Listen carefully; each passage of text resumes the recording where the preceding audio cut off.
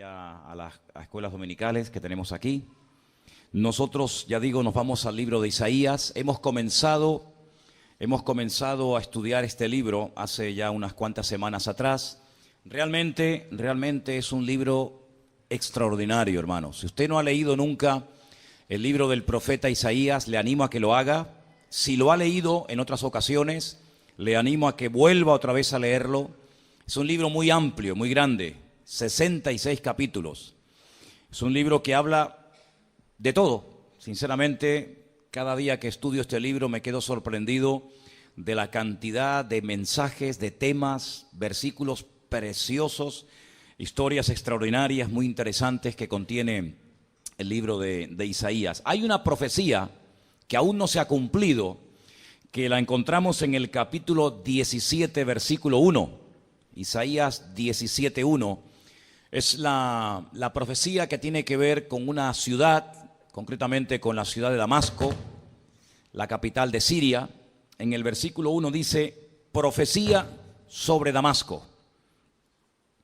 He aquí que Damasco dejará de ser ciudad y será montón de ruinas. ¿Cuántos dicen amén? Así lo dice la palabra. La ciudad de Damasco, según cuenta la palabra de Dios, igual que la ciudad de Babilonia, será algún día totalmente destruida. Damasco es una de las ciudades más antiguas del mundo, junto con Jericó y otras capitales del mundo. Y sabemos que Siria se encuentra en guerra. Hay ya más de 350.000 muertos en ese país, al norte de Israel. Más de 300.000 personas han perdido la vida. Ya es una guerra de todos contra todos, no es que pelee el ejército, digamos, del país contra un ejército extranjero, sino que es una guerra civil, una matanza entre familias, entre hermanos, aprovechando el vacío que se ha creado.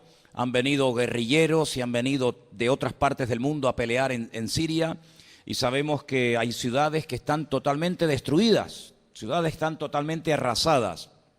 Y siempre se ha creído, ¿no?, que Siria recibiría, digamos, un ataque exterior de una nación extranjera que atacaría a Siria, pero estamos viendo que los mismos sirios, los mismos habitantes de Siria, son los que se están destruyendo el país. Y es realmente increíble, ¿no?, de ver cómo en cualquier momento se puede cumplir esta profecía. La quería simplemente compartir, no voy a extenderme mucho en ello, pero es una profecía que está ahí y que tarde o temprano, lógicamente, tendrá que cumplirse.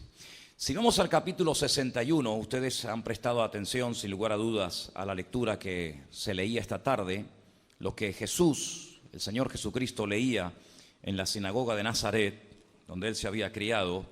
Y quiero que leamos el pasaje que el Señor Jesucristo leyó ese día en la sinagoga de Nazaret. Estamos en Isaías capítulo 61 y dice así. Preste atención porque hay cosas ahí muy, pero que muy interesantes, de las cuales me gustaría hablar en esta tarde.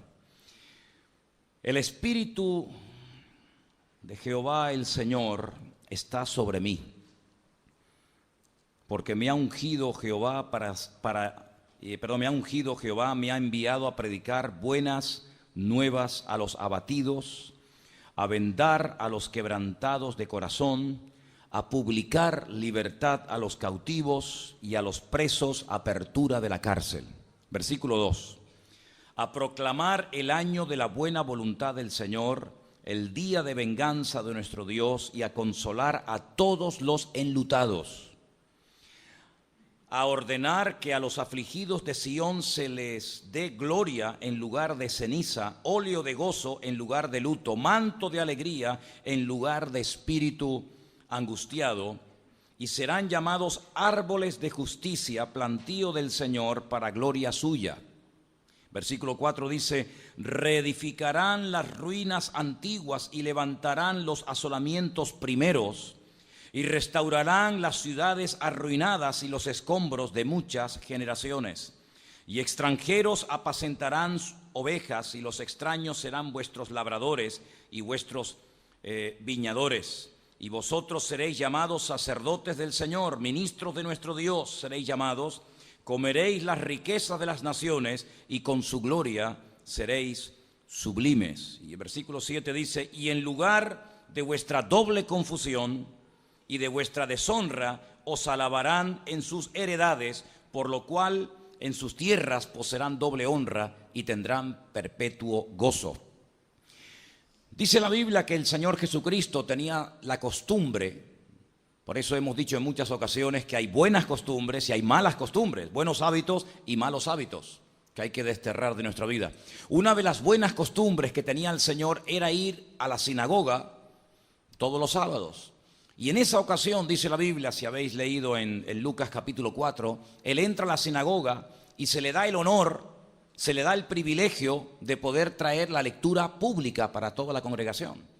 Y dice que Él cogió el rollo, ¿verdad?, el pergamino, parte del pergamino del profeta Isaías, y si os dais cuenta, leyó parte del capítulo, parte de los versículos que hemos leído en esta noche. Él solamente leyó un trozo. Y el trozo que leyó era este: el Espíritu del Señor está sobre mí. Él me ha ungido para dar buenas nuevas a los pobres. Me ha enviado a sanar a los quebrantados de corazón, a pregonar libertad a los cautivos y vista a los ciegos, a poner en libertad a los oprimidos, a predicar el año agradable del Señor. Y se paró y no siguió leyendo el resto del capítulo o del pasaje que nosotros hemos leído en esta noche. Él leyó un trocito y dice que enrollando el libro se lo dio al ministro, se sentó y los ojos de todos en la sinagoga estaban fijos en él. Y comenzó a decirles: hoy se ha cumplido esta escritura delante de vosotros. Es interesante notar porque Isaías era en los tiempos de Jesús uno de los profetas más amados, uno de los más queridos. Porque es un profeta que escribe de la venida del Mesías de una forma extraordinaria. Contiene frases, expresiones y nos da información acerca del Mesías que ningún otro profeta nos da. Y por eso ustedes incluso pueden encontrar a un extranjero que se va desde su país africano, desde Etiopía, se va a Jerusalén para adorar al Señor y seguramente pagando una enorme, una elevadísima suma de dinero, logra comprar parte de un pergamino del profeta Isaías, y cuando regresa a Etiopía dice que va montado en su carro leyendo al profeta Isaías. Y en Samaria había un predicador, había un siervo de Dios que recibe la orden de ir al desierto, y él no sabe a qué, pero él va en obediencia. Y cuando se acerca al carro donde este etíope eunuco, funcionario de una reina etíope llamada Candace, oye que está leyendo al profeta Isaías. Ahora es interesante porque el profeta Isaías estaba y está escrito en hebreo, y este hombre era etíope. Luego tuvo que asistir a algún tipo de clases, o bien en su tierra o bien en Jerusalén, para poder leer el libro de Isaías, porque no estaba traducido a ningún idioma. Quiero que sepan esto, hermanos. No fue hasta siglos después, hasta mucho tiempo después, que las Sagradas Escrituras comenzaron a ser traducidas a otros idiomas. En ese momento la escritura que había, la que existía, era el Antiguo Testamento, y solamente se podía leer en su idioma original, en el hebreo. Este era etíope, pero él venía leyendo al profeta Isaías. Y la escritura dice que Felipe se le acerca y le pregunta: ¿tú estás realmente entendiendo lo que estás leyendo? Y este hombre es sincero. Este hombre no oculta su ignorancia. Este hombre no finge, no aparenta diciendo: sí, yo entiendo, no hay problema, no hace falta que me expliques nada. Sino que él es sincero, él es honesto y dice: ¿y cómo voy a entender yo esto si no hay alguien que con paciencia y con sabiduría me lo explique? Dice que se subió al carro, seguramente viajaron durante muchos días, y le fue explicando el pasaje que leía, que por cierto era un pasaje del libro de Isaías, hasta que llega a un lugar y sale del etíope. No le pide nada a Felipe al etíope, sino al revés, y le dice: oye, yo quiero ser bautizado. ¿Hay algún impedimento para que yo, un extranjero, un no judío, pueda ser bautizado? Y Felipe dice: en absoluto. Si crees verdaderamente, si tienes claras las ideas, no hay ningún problema para que tú seas bautizado. Y qué curioso que iba leyendo parte de una profecía que había escrito el profeta Isaías acerca de los sufrimientos que el Mesías experimentaría en el futuro. Bueno, pues esta porción que he leído esta tarde de Isaías capítulo 51 nos habla acerca de la capacitación sobrenatural que el Mesías tendría para poder desarrollar su ministerio. Vamos a desgranarla un poco, si os parece. Mirar otra vez el versículo 1 y dice lo siguiente. Dice que el Espíritu de Jehová. Sabemos que la palabra Jehová es una palabra inventada. No existe la palabra Jehová en el texto original. El nombre propio de Dios consiste de 4 consonantes, donde no hay vocales. Es un nombre impronunciable. Es un nombre al cual se le tuvieron que añadir vocales para poderlo traducir y para poderlo pronunciar. El nombre propio de Dios consta de 4 letras hebreas, Yod, Hei, Bat, Hei. Son 4 consonantes que no tienen una pronunciación en castellano. Lo que se hizo fue que se le añadieron las vocales del nombre Adonai y de otros nombres de Dios, y entonces se puede, con esas vocales añadidas al nombre, se puede pronunciar como Yahvé, se puede pronunciar como Jehová, o se puede pronunciar de muchas formas. Incluso cuando ustedes van al texto original, al hebreo, ustedes si logran leer ese nombre, lo van a leer siempre mal, porque los masoretas, que fueron los expertos en la lengua hebrea, en el texto original de las Escrituras, pusieron vocales mal puestas para que cualquier pagano, para que cualquier persona, incluso judía, no pudiera leer correctamente el nombre de Dios, porque ellos han llegado al extremo de no pronunciar bajo ningún concepto el nombre de Dios, basándose en el mandamiento de Éxodo capítulo 20, que dice: no tomarás el nombre del Señor tu Dios en vano. Entonces, para que no se pronunciara en vano innecesariamente el nombre de Dios, se le han puesto mal las vocales para que cuando lo pronuncies no sea realmente la verdadera pronunciación. Ahora, eso no significa de que el nombre de Dios no se pueda leer y no se pueda pronunciar, por supuesto que sí. Pero fijaros que dice que fue el Espíritu del Señor, el Espíritu del Eterno, el que ungió al Señor.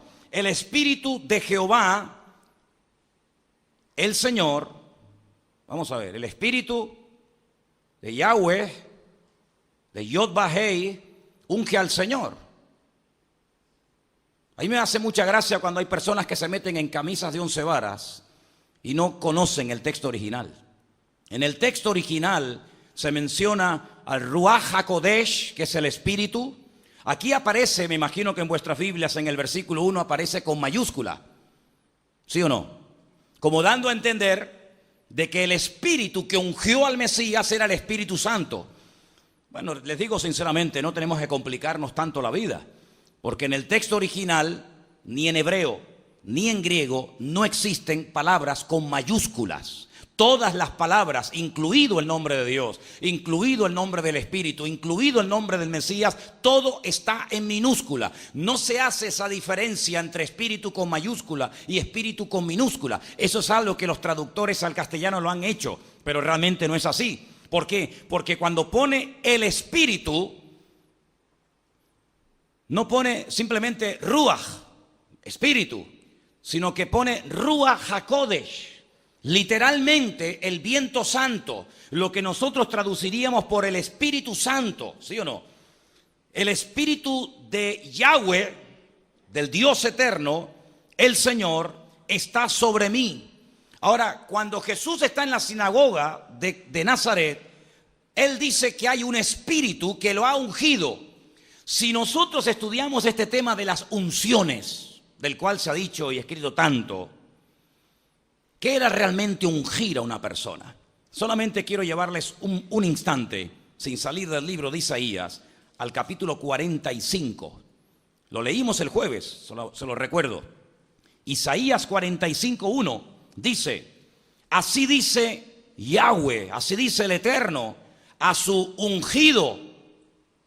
Y la palabra ungido es Mashiach. Así dice el Eterno a su ungido, a su Mesías. Y aquí dice a Ciro. Y dice, pero ¿cómo? ¿El Mesías no es Cristo? Y sin embargo dice que el Mesías es Koresh, es Ciro. Es que la palabra Mashiach, ungido, no es un nombre propio como Manolo, Antonio, Juan, Santiago o cualquier otro nombre, sino es un título. No es un nombre, es un título. Por ejemplo, al actual presidente de Israel se le llama Mashiach, el ungido. a los sacerdotes, a todos los sacerdotes que se les ungía para poder entrar en el lugar santísimo, eran ungidos. Los reyes eran ungidos. Toda aquella persona sobre la cual se derramara un aceite especialmente preparada para poder desarrollar su función profética, su función sacerdotal o su función como rey, se le aplicaba el título Mashiach, ungido. Por eso a nuestro Señor Jesucristo se le llama Jesús Cristo, Yeshua Mashiach, el Salvador ungido. No es que Él se llamara Cristo, Él no se llamaba Cristo. Cristo es la aplicación, la traducción de la palabra Mashiach al castellano. Y ahora vemos en este lugar que el Señor Jesucristo dice que a Él alguien lo ha ungido. Claro, es que sin la unción, sin el respaldo del cielo no se podía ministrar. ¿Se cuenta que cuando, por ejemplo, el rey Saúl es descartado como rey de Israel, ¿se acuerdan? Y el profeta Samuel oraba y oraba por él. El Señor le dice, no ores más por él. Ve a la casa de Isaí y unge al siguiente rey de Israel, que teóricamente tenía que ser el príncipe. ¿Quién era? Jonatán, pero no. El futuro de la nación no pasa por un heredero de Saúl, sino por otro, por Isaí, el hijo de Isaí.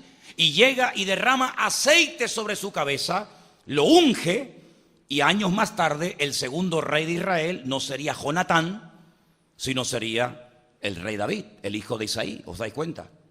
Y por eso vemos que la unción era algo tan importante, que cuando nosotros leemos el famoso Salmo 133, que siempre mutilamos el versículo citando solamente una parte, aunque tiene muchos versículos, pero solamente citamos del Salmo 133 el que más nos gusta. Mirad cuán bueno y cuán delicioso es, ¿qué? Habitar los hermanos juntos, en armonía, porque allí envía el Señor bendición y vida eterna. Ese es el último versículo. Pero los primeros versículos no hablan de otra cosa. Hablan de una unción que es derramada sobre la cabeza del sacerdote Aarón, que corre por su barba y hasta el borde de las vestiduras. Y ahí compara la unción, el respaldo divino, con la bendición de Dios. Entonces, el Señor Jesucristo, que era el verdadero Mesías, no era un impostor, no era un engañador como tantos que vinieron antes de Él y después de Él, fue ungido, pero no por un sacerdote como cualquier otro, sino por el mismo Padre que lo envió. Porque ¿quién envió a Jesucristo al mundo? ¿Quién lo envió? La pregunta es, ¿Jesucristo es eterno, sí o no? Pero nació en Belén de Judea. Pero Él llegó a decir, yo soy antes de Abraham. ¿Lo habéis leído ese versículo? Antes de que Abraham existiera, yo ya existía. Y alguien le dice, pero si tú no tienes ni 40 años, ¿cómo te atreves a decir que tú eres antes de nuestro patriarca Abraham si tú no tienes ni 40 años? Y aunque tuviera 200 años, Abraham fue mucho antes que él. Pero dice Juan 1:1 que en el principio era el Verbo. Y el Verbo era Dios. ¿Y quién es el Verbo? ¿Quién es el Verbo, hermanos? El Señor Jesucristo. Luego el Señor Jesucristo no tuvo principio ni tuvo fin, es de eternidad a eternidad. Él es el primero y Él es el último. ¿Quién dice en el libro de Apocalipsis, yo soy el alfa y el omega, el principio y el fin? ¿Quién dice eso? Lo dice el Señor Jesucristo. Luego, si Él es el primero y Él es el último, Él abre y Él cierra. Pero a ese Mesías que vino y nació de una mujer llamada María, ¿verdad? Hace 2000 años, el Padre lo unge. ¿Para qué? Dice aquí, versículo 1. Lo unge para dar buenas nuevas a los abatidos. Permítame, a los hechos polvo, a los que ya no tienen ganas de vivir, a los que les faltan la fuerza. Yo he venido para traerles un mensaje de vida, un mensaje de esperanza. Él mismo lo dijo muy claramente en Juan capítulo 10. Satanás es un ladrón que viene a hurtar, a matar y a destruir. Punto. Pero yo he venido para darles vida y vida en abundancia. Vine para eso. Después dice para sanar o para vendar a los quebrantados de corazón. Y aquí ya nos empieza a hablar no solamente de dolencias externas, de cosas visibles, físicas, sino de problemas del alma. Hace algunos meses atrás dimos aquí unos estudios acerca de las enfermedades del alma. No sé cuántos se acuerdan de aquello. ¿Algunos se acuerdan? enfermedades del alma. ¿Se acuerdan que el salmista decía, Señor, saca mi alma, no mi cuerpo, saca mi alma de la cárcel para que alabe tu nombre? Hay gente que tiene enferma el alma, se sienten mal, no tienen ganas de vivir, les cuesta respirar, no tienen aliento, les falta vida, les falta alegría. Van al médico, le hacen analíticas, le sacan análisis, le hacen radiografía y el médico dice, señora, usted no tiene nada, usted está perfectamente. Pero esa persona sabe que algo le pasa. Son enfermedades que no se ven, son enfermedades del alma. Y Jesús vino no solamente para sanar a los ciegos y a los mudos y a los paralíticos y dar vida a los muertos, sino que vino para ayudar a la gente que está enferma del alma. ¿Cuántos dicen amén? Y puede ser que en esta tarde entre nosotros haya muchos que tengan el alma enferma. Sus emociones, sus sentimientos, para eso también vino el Señor. No es que voy a la iglesia para que oren por mí cuando me duele por aquí o me duele por allá, porque el Señor es mi médico divino, sino que también puedo venir al Señor para que me sane por dentro y por fuera. ¿Cuántos dicen amén? Pero dice también que vino para dar libertad a los cautivos. Es interesante notar porque en otro pasaje del Nuevo Testamento, ustedes recuerdan, que el Señor dice, yo he venido a las ovejas perdidas de la casa de Israel. Yo he venido para a través de ellos predicar la palabra. Yo he venido primeramente a las ovejas perdidas de la casa de Israel, y a esas ovejas perdidas de la casa de Israel les dice, he venido para poner en libertad a los cautivos. Luego el título de israelitas, el título de judíos no sirve de nada, porque a la hora de la verdad estáis tan esclavos y tan ciegos como los que no lo son. Dice además, y a los presos apertura de la cárcel. ¿Cuándo Jesucristo sacó un preso de la cárcel? Dígame, ¿cuándo? Mostradme un pasaje de Mateo, de Marcos, de Lucas o de Juan. Los evangelios que hablan de su vida y su ministerio, decidme un pasaje donde vemos a Cristo visitando una cárcel y sacando a un preso. Nunca, jamás. De hecho, tiene un pariente, una persona muy cercana a él, llamado Juan el Bautista, ¿sí o no? Que está en la cárcel. Y ni siquiera fue a visitarlo, ni siquiera fue a verlo, sino que cuando Juan el Bautista manda unos mensajeros porque tiene dudas, tiene una lucha interior tremenda, y les dice, preguntadle a él si él es el Mesías o tendremos que esperar a otro. Y el Señor le dice, id y hacerle saber a Juan, y le da un mensaje tremendo. Así que no se refiere a una cárcel, a una mazmorra con barrotes de hierro, con puertas de hierro, sino cárceles de tipo espiritual. Hay gente en nuestro alrededor cada día que los vemos que están viviendo como si fueran esclavos. Son presidiarios espiritualmente hablando, y esa libertad la vino a traer el Señor. Dice, a proclamar el año de la buena voluntad del Señor. Esto habla del año de jubileo. Nosotros tal vez, o algunos no tienen mucha idea de lo que significa el año de la buena voluntad del Señor, pero cada 50 años, según la ley de Dios, según la Torá del Señor, cada 50 años se tenían que poner en libertad a todos los esclavos. Cada 50 años se perdonaban las deudas a todo el mundo. En otras palabras, cada 50 años se empezaba de cero. Si tú me debes a mí un montón de dinero, a partir de ahora ya no me debes nada. Era una ley para evitar lo que está pasando hoy en día en España y en muchas naciones de la tierra, que los ricos cada vez son más ricos y los pobres cada vez son más pobres. Sin embargo, para evitar ese desequilibrio, para evitar ese abuso, cada 50 años cancelamos las deudas. ¿Qué significa, Padre nuestro, perdona nuestras deudas como nosotros perdonamos a nuestros deudores? ¿De dónde viene eso? ¿En qué se basa esa oración? En el año de jubileo, cuando se perdonaban todas las deudas y los esclavos podían otra vez optar a ser libres. Las tierras que se habían vendido porque hacía falta dinero, ¿verdad? No solamente posesiones, sino dinero, etcétera, etcétera. Y una segunda vez, como dice la palabra y mucho en Isaías, a reinar, de lo cual hablaremos ahora. Y por eso algunos que todavía están esperando al Mesías por primera vez, no entienden esto de que tiene que venir a morir, luego resucita, se va, luego viene otra vez a reinar. Y de ahí que desde el siglo XIII, escuchen esto, desde el siglo XIII hasta hoy en día, dentro de lo que es el mundo del judaísmo, algunos han comenzado a fraguar y a enseñar la idea de que Isaías habla no de uno, sino de dos Mesías. Uno que viene a morir y otro que no tiene nada que ver con el primero, que viene a reinar. Sin embargo, nosotros sabemos perfectamente que no hay dos Mesías, sino hay uno solo. ¿Cuántos dicen amén?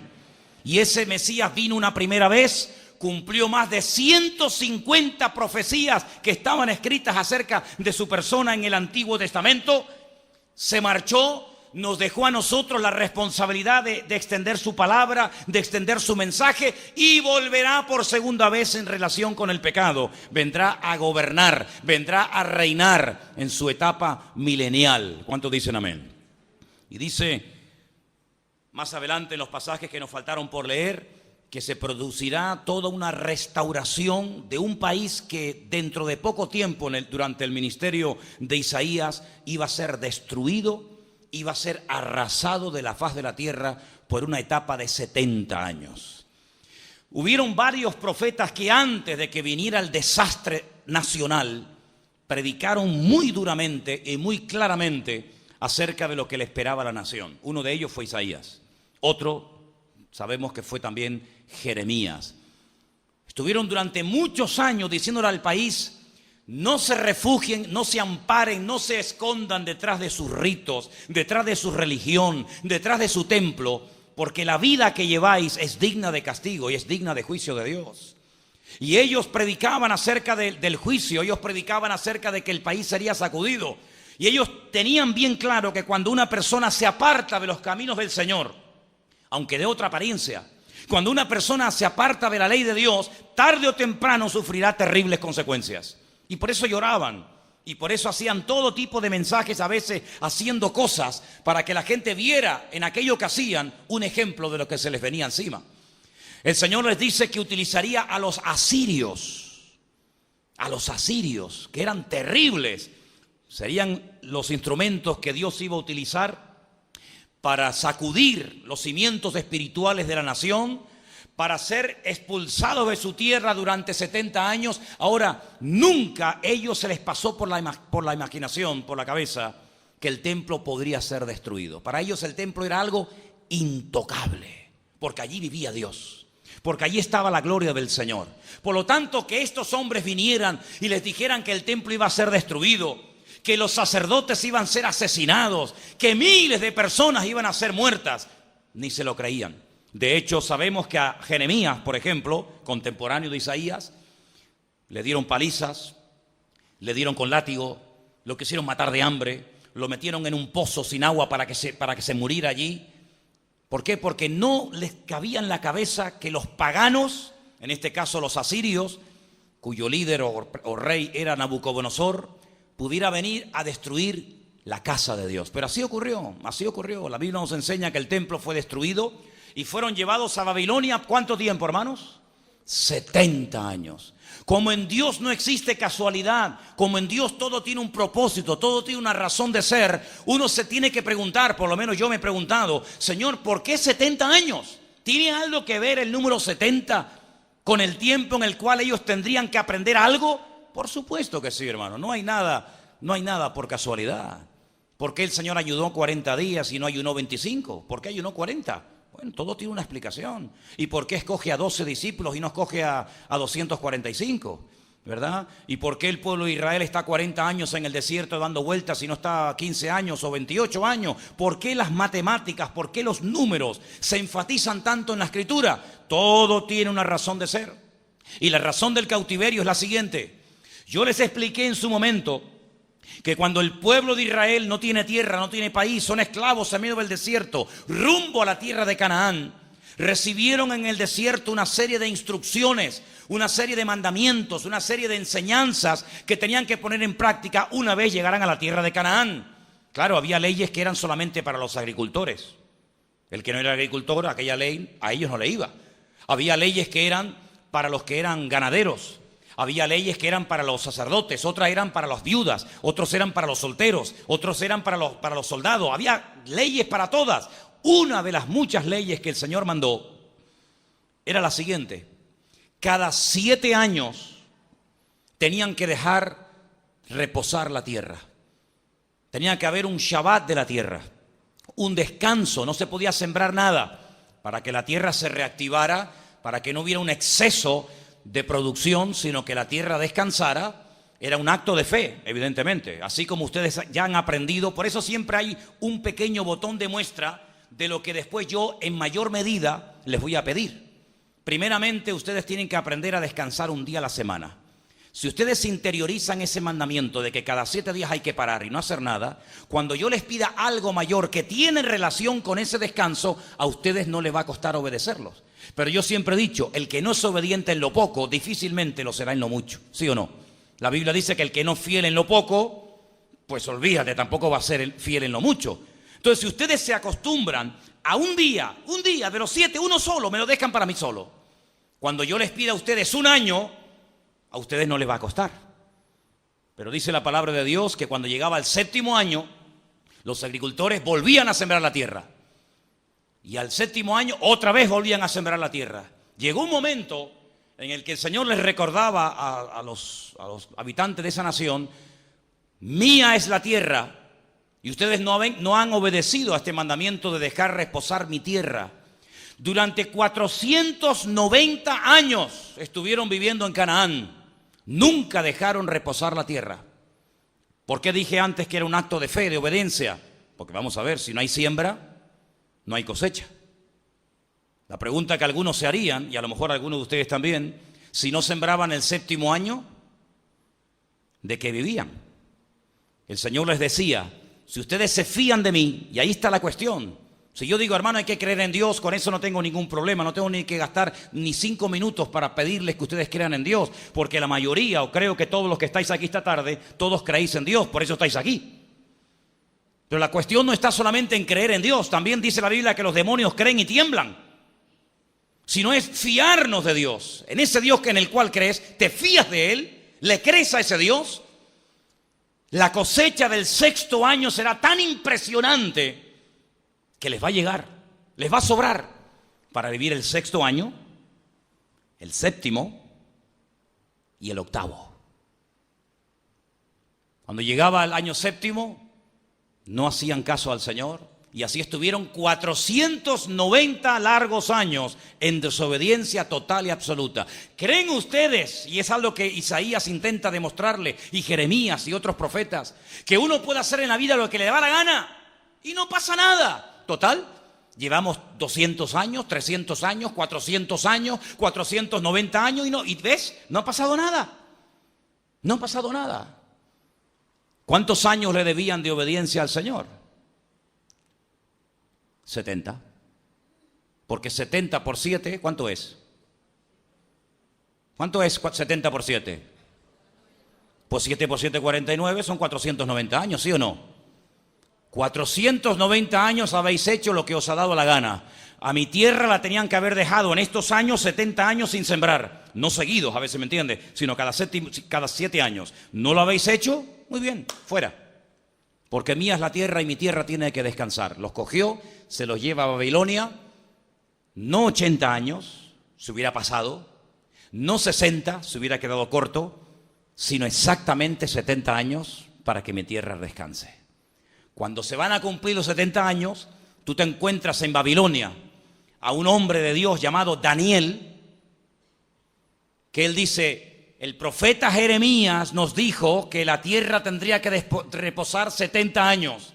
Y estamos a punto de llegar al año 70. Y él comienza a orar, y ahí pueden leer la oración de Daniel en el capítulo 9, una oración impresionante. Y él dice: Señor, tu profeta, tu siervo dijo esto y esto y esto. Y él está orando y se pone a ayunar un día, 2 días, 1 semana, 2 semanas, 3 semanas. Y dice que hasta el final el Señor se le presenta a través de un siervo que él manda y les dice: lo que va a pasar con ustedes es esto. Y le da un paquete de profecías que lo llamamos las 70 semanas del profeta Daniel, donde ahí hay un desarrollo impresionante. Hermano, si ustedes se meten en serio a estudiar la Biblia, ustedes no van a querer dejarla nunca, porque ustedes se van a dar cuenta de que es un libro extraordinario, impresionante. 70 años de cautiverio, regresan, y ahora 70 semanas de historia. Pero escuchen bien, nuestro calendario no es el más apropiado para estudiar Biblia. ¿Por qué? Porque nuestro calendario es un calendario que contiene incluso hasta errores.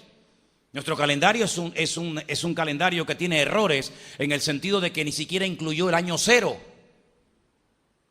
Y por eso dicen algunos que nuestro calendario está desfasado, en algunos dicen en 3 y hasta en 4 años, que estaríamos 4 años más de lo que realmente estamos. Es un calendario inventado, lo mandó a hacer un papa llamado Gregorio. Por eso el calendario nuestro se llama también el calendario romano o el calendario gregoriano. Pero en la Biblia hay un calendario que incluso es más corto que el nuestro. Nuestro calendario contiene 365 días. Y el calendario bíblico tiene 360. Le sobran 5 días.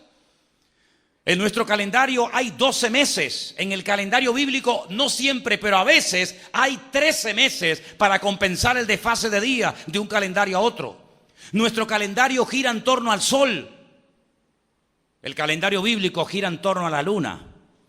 Nuestro calendario gira en torno a días de 24 horas. El día, según se comienza a contabilizar en la Biblia, dura 12 horas, no 24. Por eso cuando tú estudias profecía, de ahí que muchos hayan salido por ahí dando fechas y todas han sido equivocadas. ¿Por qué? Porque parten de una premisa equivocada, parten de un calendario que está mal, de un calendario basado en cálculos humanos y no en el calendario bíblico. El Señor le dice a su pueblo, 70 semanas están determinadas sobre tu pueblo y sobre tu santa ciudad.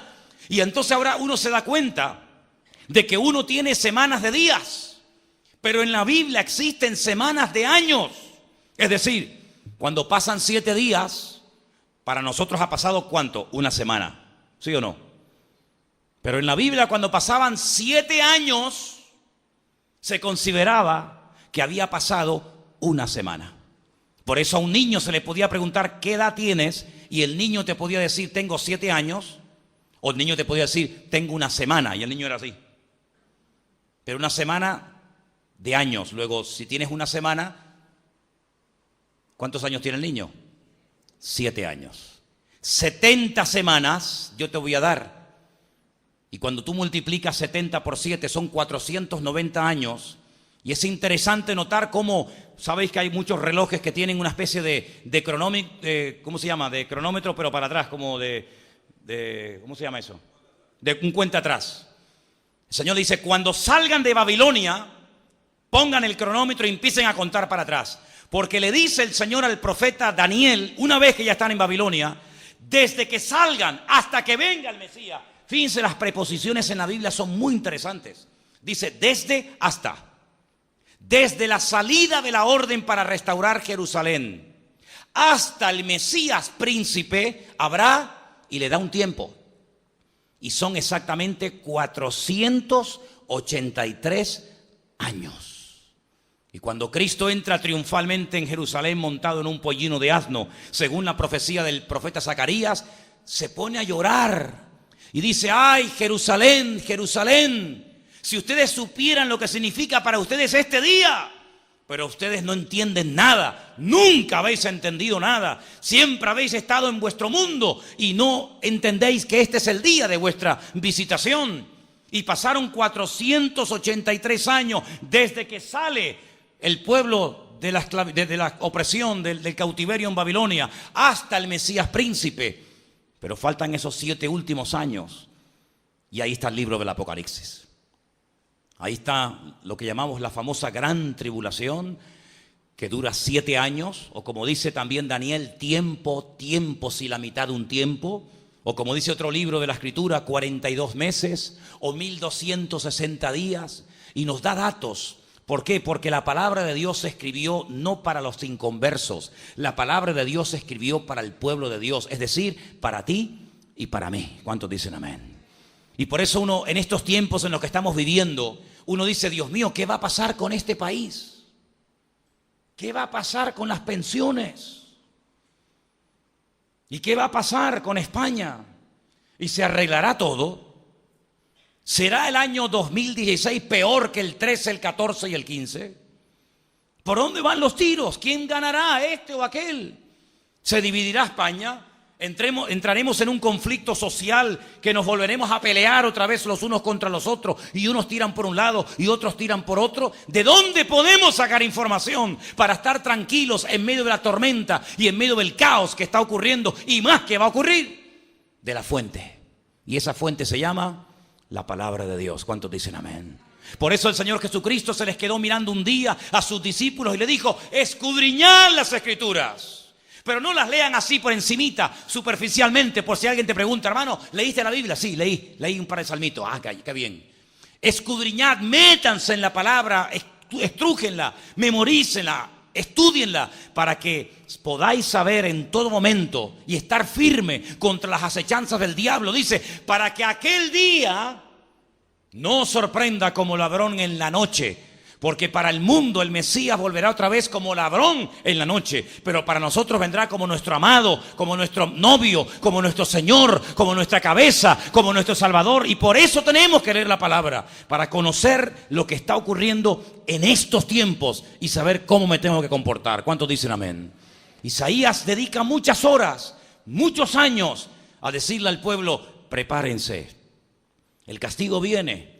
El juicio viene, no quedarán inmunes. No se piensen ustedes que porque son pueblo de Dios y porque tienen el templo allí en el monte Moriah y porque tienen los sacrificios y porque tienen, no se piensen ustedes que aquí no va a pasar nunca nada. No, el Señor dice en su palabra que es hora de que el juicio empiece. ¿Por dónde?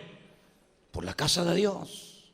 Por la casa de Dios es donde el Señor va a comenzar a tratar a su pueblo y a su iglesia. Si vamos al capítulo 65 del libro, ya digo que es un libro muy amplio, muy profundo, muy bonito, muy interesante. En el capítulo 65, del versículo 17 en adelante, miren qué pasaje tan interesante que tiene que ver con la segunda visita, la venida del Mesías en los últimos tiempos. Versículo 17.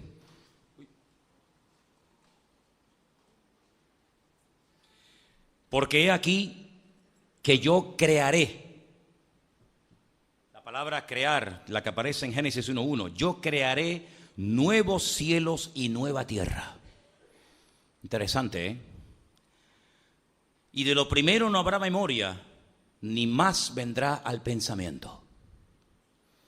Mas os gozaréis y os alegraréis para siempre en las cosas que he creado, porque he aquí que yo traigo a Jerusalén alegría y a su pueblo gozo.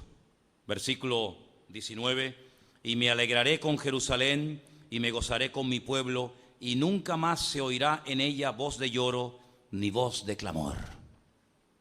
No habrá más allí niño que muera de pocos días, ni viejo que sus días no cumpla, porque el niño morirá de 100 años.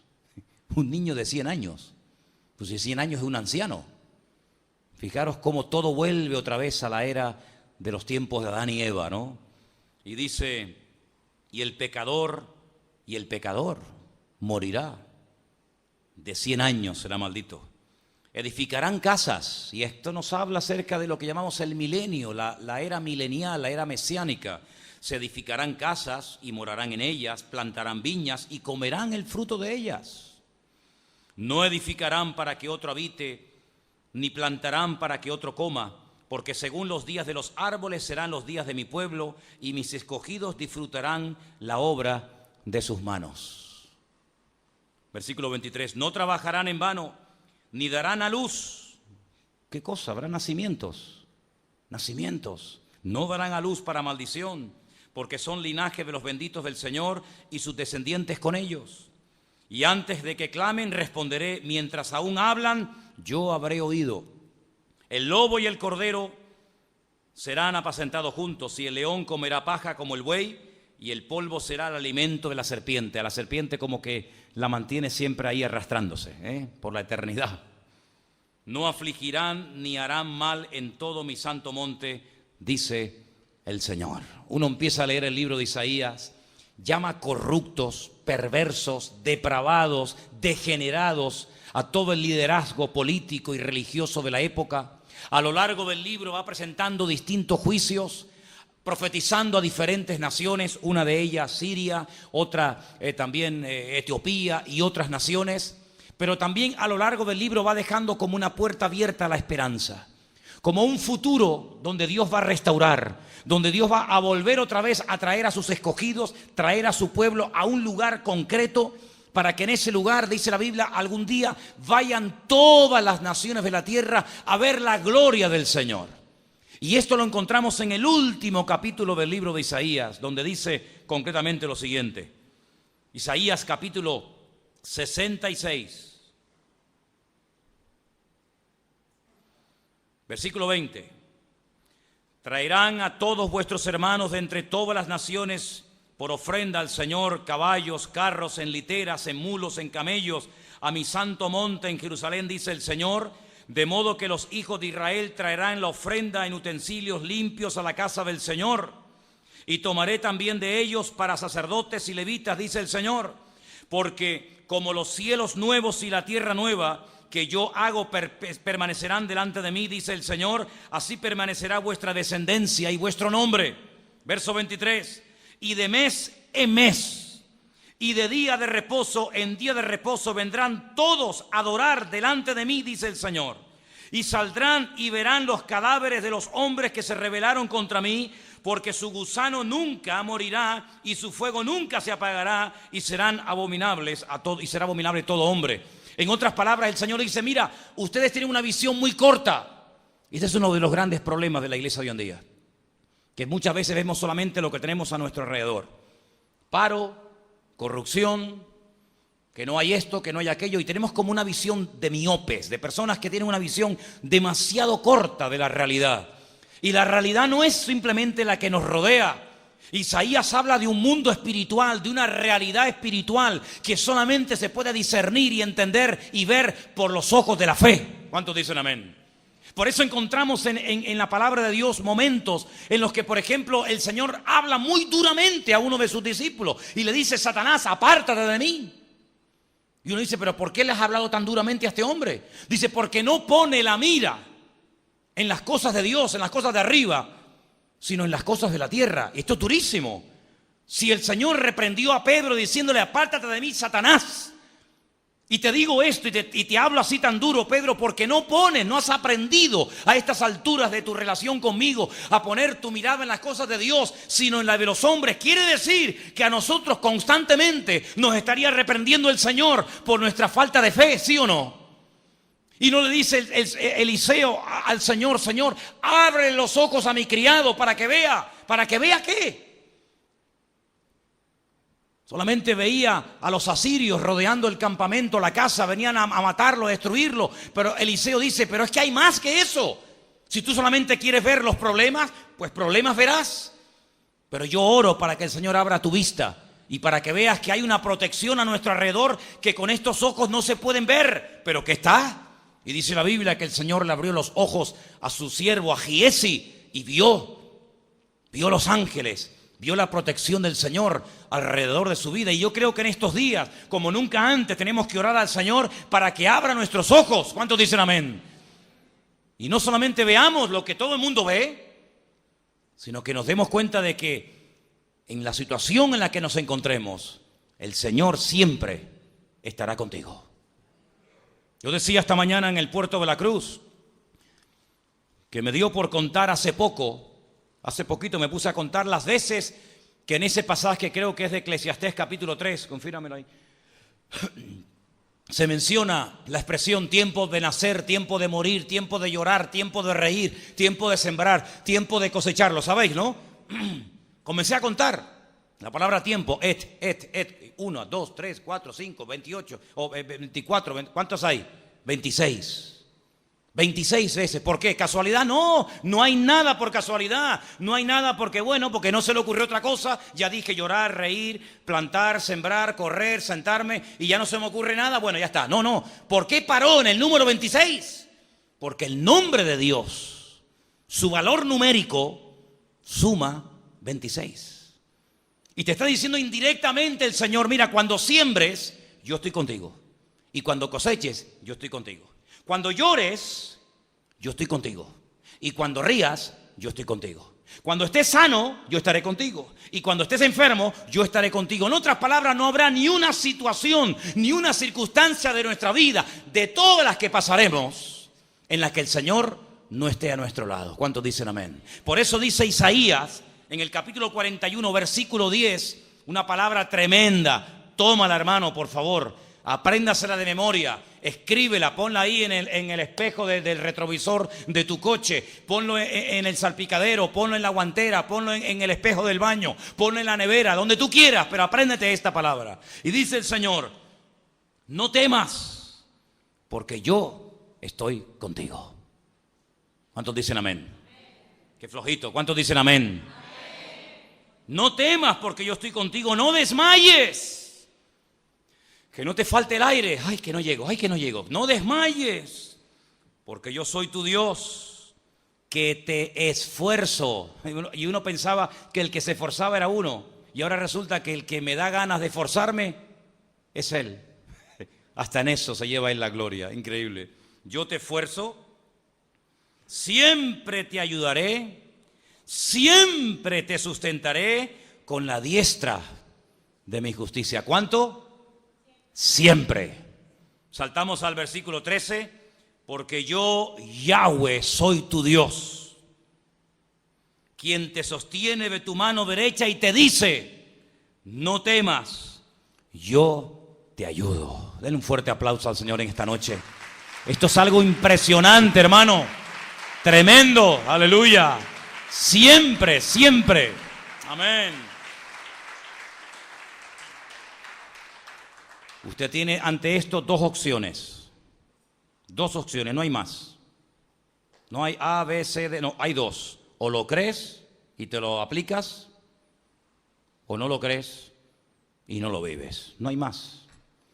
Si tú dices que tú me tienes cogido de mi mano derecha, si tú dices que tú me das esfuerzo, si tú dices que siempre estarás conmigo, que siempre me acompañarás, ya está.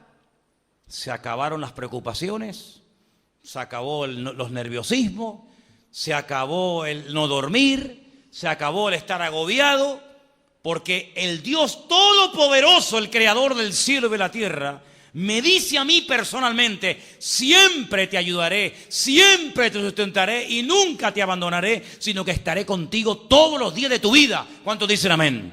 Eso significa que cuando yo no tenga lo que me gustaría tener, no significa de que Él no está conmigo, sino que por la razón que mi mente no entiende, Él me está probando para ver cómo reacciono ante lo que yo he dicho que creo, de que Él siempre estará conmigo, de que Él nunca me abandonará. Te voy a quitar un par de cositas a ver cómo reaccionas. Y luego te voy a dar muchas cosas para ver cómo reaccionas cuando tienes mucho, porque cuidado. Algunos piensan que cuando uno no tiene nada, como que está uno nervioso y preocupado, pero he visto más gente, escúcheme bien, lo digo de verdad, he visto a más gente que ha echado a perder su vida por la abundancia que por la escasez. ¿Pero cómo puede ser eso? A veces he oído comentarios de gente que dice, claro, hermano, en países donde hay mucha necesidad, en países donde hay mucha escasez y falta de recursos, es como que crecen más las iglesias y la gente se acerca más al Señor. Y no es verdad, es mentira lo que dicen, es verdad. En países donde no, aquí no pasa nada, aquí no sobre todo, como que la gente como que no necesita de Dios. Y es todo lo contrario. Es la abundancia la que echa más a perder a la gente que la escasez. El otro día leían el profeta Ezequiel, dice, el pecado de Sodoma y de Gomorra fue abundancia de pan, abundancia de tiempo libre, de ociosidad, dice la Escritura, de tal manera que se conformaron con la abundancia. Luego a veces el Señor cierra un poco, aprieta un poco el grifo para ver cómo reaccionamos ante semejante promesa que en esta tarde hemos leído, de que nunca te abandonaré, siempre te sustentaré con la diestra de mi justicia. Por lo tanto dice, no temas, y dice algo muy interesante en el versículo 14. Lo guardé para el final. Isaías 41:14 dice, no temas. ¿Y qué dice ahí? Gusano. Gusano de Jacob. Oh, vosotros los pobres de Israel, yo soy tu socorro, dice el Señor, el Santo de Israel es tu Redentor. Gusano de Jacob, ¿de dónde viene eso? Gusano. ¿Te gustaría que te llamaran, hola gusano, hola gusana? ¿De dónde viene eso de gusano? ¿Sabes lo que es un gusano, no? ¿De dónde vienen las mariposas? ¿De dónde vienen esas mariposas tan hermosas que uno dice, qué bonita tú? Qué belleza, ¿no? Qué alas, qué colores. Yo tengo en mi mente una imagen de cuando yo era niño. Mi abuelo en Venezuela tenía paredes enteras llenas de unas como de vitrinas de cristal con unas mariposas, así con chinchetas, y tenía unas mariposas enormes, azules, con dibujos. ¿De dónde vienen todas esas mariposas? De los gusanos. Pero ¿por qué se le llamaba Jacob gusano de Jacob?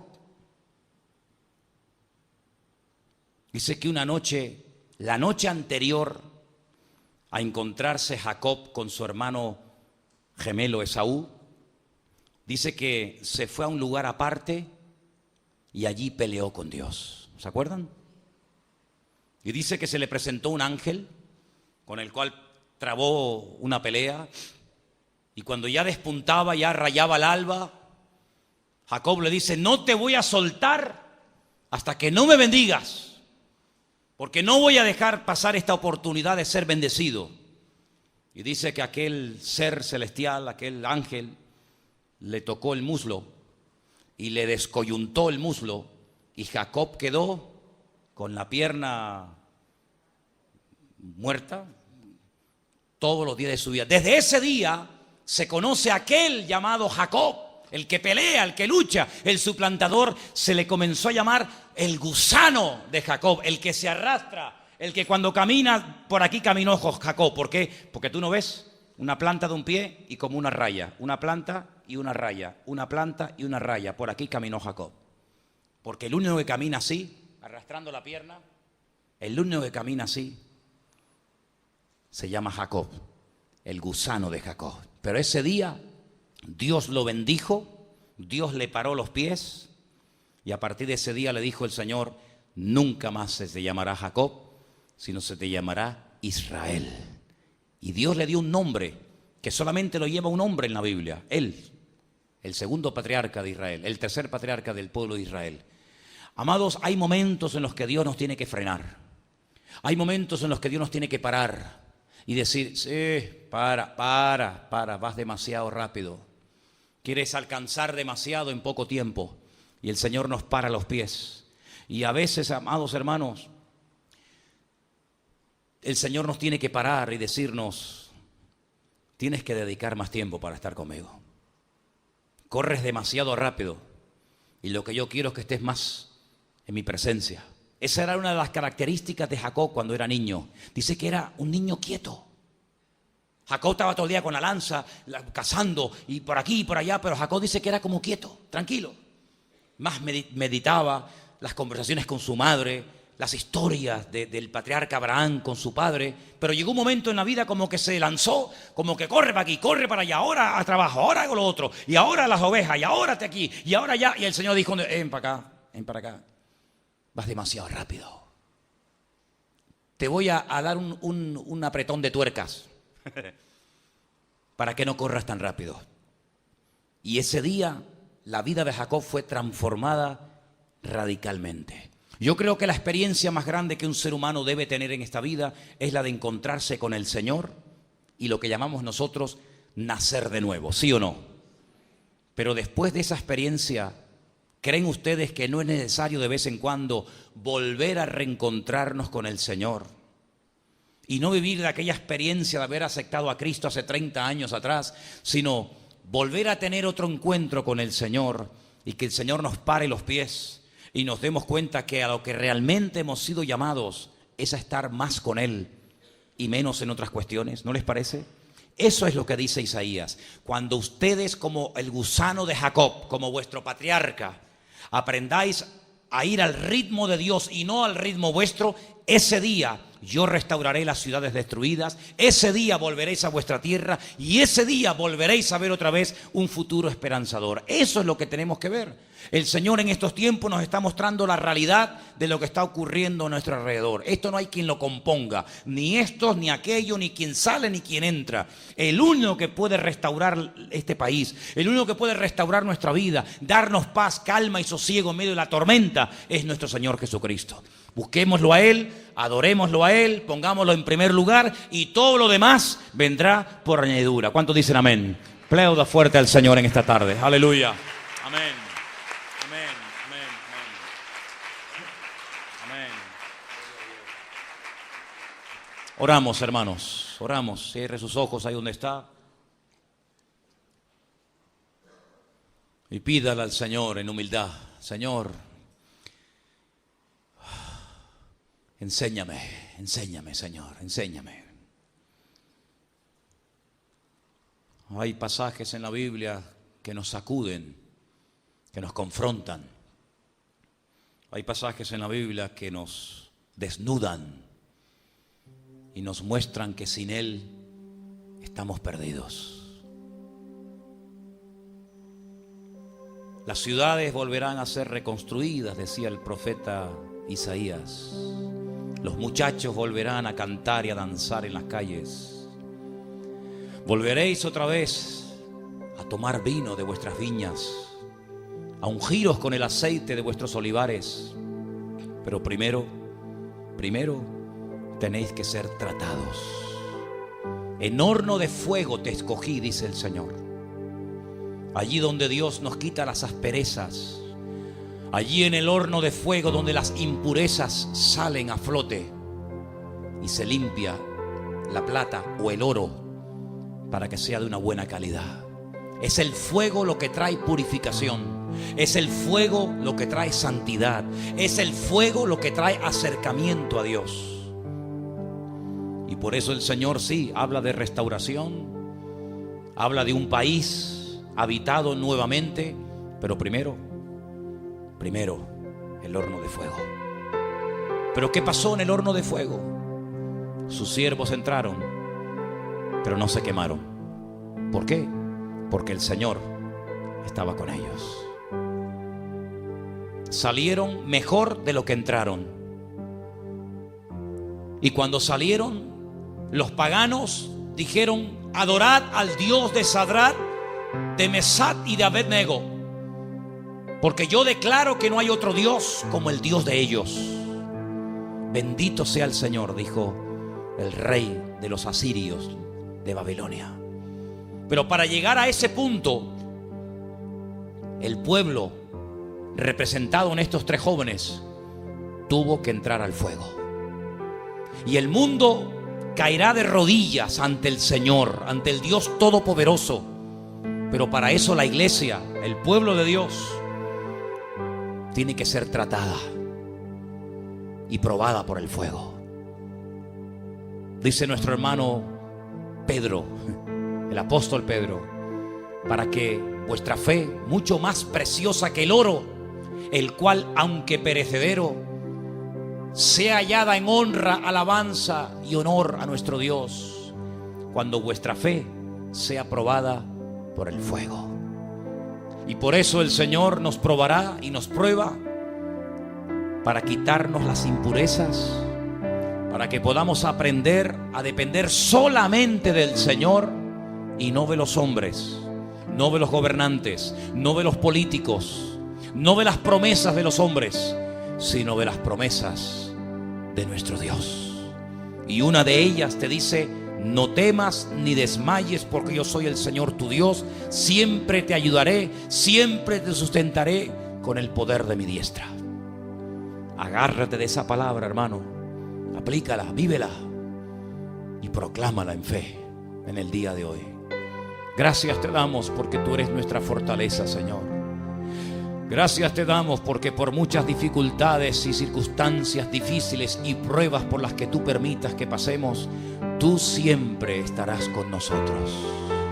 Tú siempre nos sustentarás, siempre estarás a nuestro lado y nunca abandonarás a tu pueblo, Señor. Gracias, gracias de todo corazón, Señor. Bendecimos tu bendito y precioso nombre y te damos la gloria y la honra, porque no hay nadie como tú. Bendito sea, Señor. Haz en nuestras vidas lo que tú quieras. Aquí estamos para servirte y para honrarte a ti. En el nombre bendito de Jesús. Amén y amén. Amo, Señor. Te amo, Señor. Estuvo ahí en puntos suspensivos. Alguien puede preguntarse, bueno, una pregunta, ¿cómo podemos saber si la Biblia auténticamente es un libro creíble, un libro del cual yo me puedo fiar? Porque se enfatiza mucho que la Biblia es la palabra de Dios y no hay otro libro que pueda presumir de tener ese título. Bueno, hay muchos argumentos, ¿vale? Hay muchos argumentos, pero un argumento muy contundente que le da una tremenda credibilidad a la Biblia es el material profético que contiene. 3/4 partes de la Biblia, 3/4 partes de la Biblia es material profético. La probabilidad de que la profecía bíblica se cumpliera es prácticamente imposible. Es decir, si yo digo que en agosto va a ser calor, hombre, yo no estoy diciendo nada nuevo. Es normal que en agosto llueva y es normal que en invierno haga frío. Pero si alguien se atreve a profetizar de que en pleno mes de agosto, en la provincia más caliente de España o del mundo, va a caer una nevada y va a haber bajo cero, pues hay muy pocas posibilidades de que eso sea así. Bueno, pues para que nos entendamos, ese es el sistema que los profetas utilizaron. Es decir, ir en contra de toda posibilidad. Más difícil todavía. De tal manera que o es de Dios o esto no se puede cumplir bajo ningún concepto. No es que, bueno, se cumplió parte, pero claro, se cumplió parte porque es normal. No. Ni era normal, ni había ninguna posibilidad, humanamente hablando, de que aquello se cumpliera. Y vamos a ver una que se ha cumplido en este siglo y se encuentra concretamente en el libro de Isaías, capítulo 66, verso 8. Y es un versículo que hay que leer en estos días, porque dentro de unos días, concretamente el día 14 de este mes, y si Dios lo permite, estaremos todos con vida, en el capítulo 66 del libro de Isaías, versículo 8, esta profecía cumplida, vamos a poder ver el día 14 de mayo que se hizo realidad hace 69 años. Es decir, una persona que murió antes de 1948 no vio cumplida esta profecía. Miren, hermanos, antes de leer el versículo, fíjense ustedes qué poca confianza había por parte de muchos de que esta profecía pudiera cumplirse, que judíos multimillonarios, en ese sueño de tener una tierra propia, en ese sueño de poder tener un lugar donde alabar a Dios con libertad, llegaron a pensar en comprar terrenos, miles de hectáreas en África, y en África restaurar o inventar o crear el Estado de Israel, porque era prácticamente imposible, humanamente hablando, que en Israel se pudiera cumplir esto. Fíjate tú que ellos llegaron a decir, mira, esto no se va a cumplir nunca. Vámonos a África, compremos miles de hectáreas y inventamos un país llamado Israel en medio del continente africano. Fíjate tú hasta dónde llegaron. Pero vamos a leerlo. Isaías 66, verso 8. Dice así la palabra del Señor. ¿Lo tienen? ¿Quién oyó cosa semejante? ¿Quién vio tal cosa? ¿Concebirá la tierra en un día? ¿Nacerá una nación de una vez? Pues en cuanto Sión estuvo de parto, dio a luz sus hijos. Aquí está profetizando este gran hombre de Dios, Isaías, que en un día se levantaría una nación. Eso no se ha dado nunca, jamás en la historia. De hecho, hoy en día hay pueblos que todavía están reclamando las tierras que sus antepasados poseyeron. Por ejemplo, los famosos kurdos, ¿no? Ustedes saben el tema de los kurdos, que llevan toda la vida peleando para ver si algún día tienen un trocito de tierra. Bueno, cuando el imperio de los medos persas, los persas tienen su país, que hoy en día se llama Irán, que no son árabes, los persas no son árabes, son iraníes, son persas. Pero los kurdos, que eran los medos, nunca más tuvieron tierra. Y hasta el día de hoy los kurdos siguen peleando por su tierra. Y hay muchas etnias, muchas razas, muchos pueblos que perdieron por guerras y por conflictos, perdieron su territorio y nunca más lo volvieron a recuperar. Y me temo que nunca más lo volverán a poseer. En el año 70, no en 1970, no, en el año 70, siglo I de la era cristiana, el emperador o el hijo del emperador Vespasiano, Tito, que era en aquel momento el general de las tropas de las legiones romanas, decidió atacar Jerusalén. Quemó el templo. Desde entonces el templo no se ha vuelto a restaurar. El templo quedó totalmente destruido. Tiempo más tarde, sobre el año 100 y pico después de Cristo, se produce una rebelión por parte del pueblo de Israel, capitaneada, dirigida por un tal Bar Kokhba, el hijo de la estrella, apoyado por un famoso rabino que después lo mataron de una forma tremenda. Dice que le arrancaron con pinzas ardiendo toda la piel de su cuerpo y se la dieron a comer a los perros. Y así murió este hombre. En el año 100 y pico después de Cristo, los pocos judíos que quedaban pelearon contra el Imperio Romano. Los que sobrevivieron se fueron al desierto, a la fortaleza de Masada, y allí todos terminaron muertos. Y a ese país se le cambió el nombre y se llamó Palestina, o Filistea, tierra de los filisteos. Y a la ciudad de Jerusalén se le cambió el nombre, se le puso Aelia Capitolina. Nada que ver.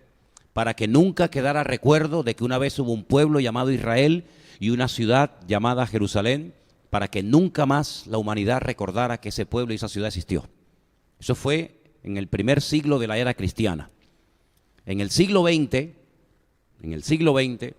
concretamente en mayo, el 14 de mayo de 1948, cuando terminaba el período en el que los ingleses se habían encargado de gobernar Palestina, ese mismo día que los ingleses tenían que entregar ese país, ese mismo día en un museo en la ciudad de Tel Aviv se produce la proclamación del Estado de Israel, ¿sí? Mayo de 1948. Se hace una votación y se decide la partición de ese país entre árabes y judíos.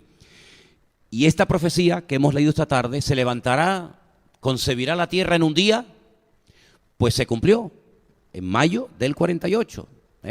Y entonces ahora nos vamos a a Jeremías 31 y van a ver cómo ya el Señor había profetizado no solamente el retorno del pueblo de Israel a su tierra, sino que también en los últimos tiempos se volvería a producir este retorno de una forma masiva. Jeremías 31, 8 dice: he aquí, yo los hago volver de la tierra del norte.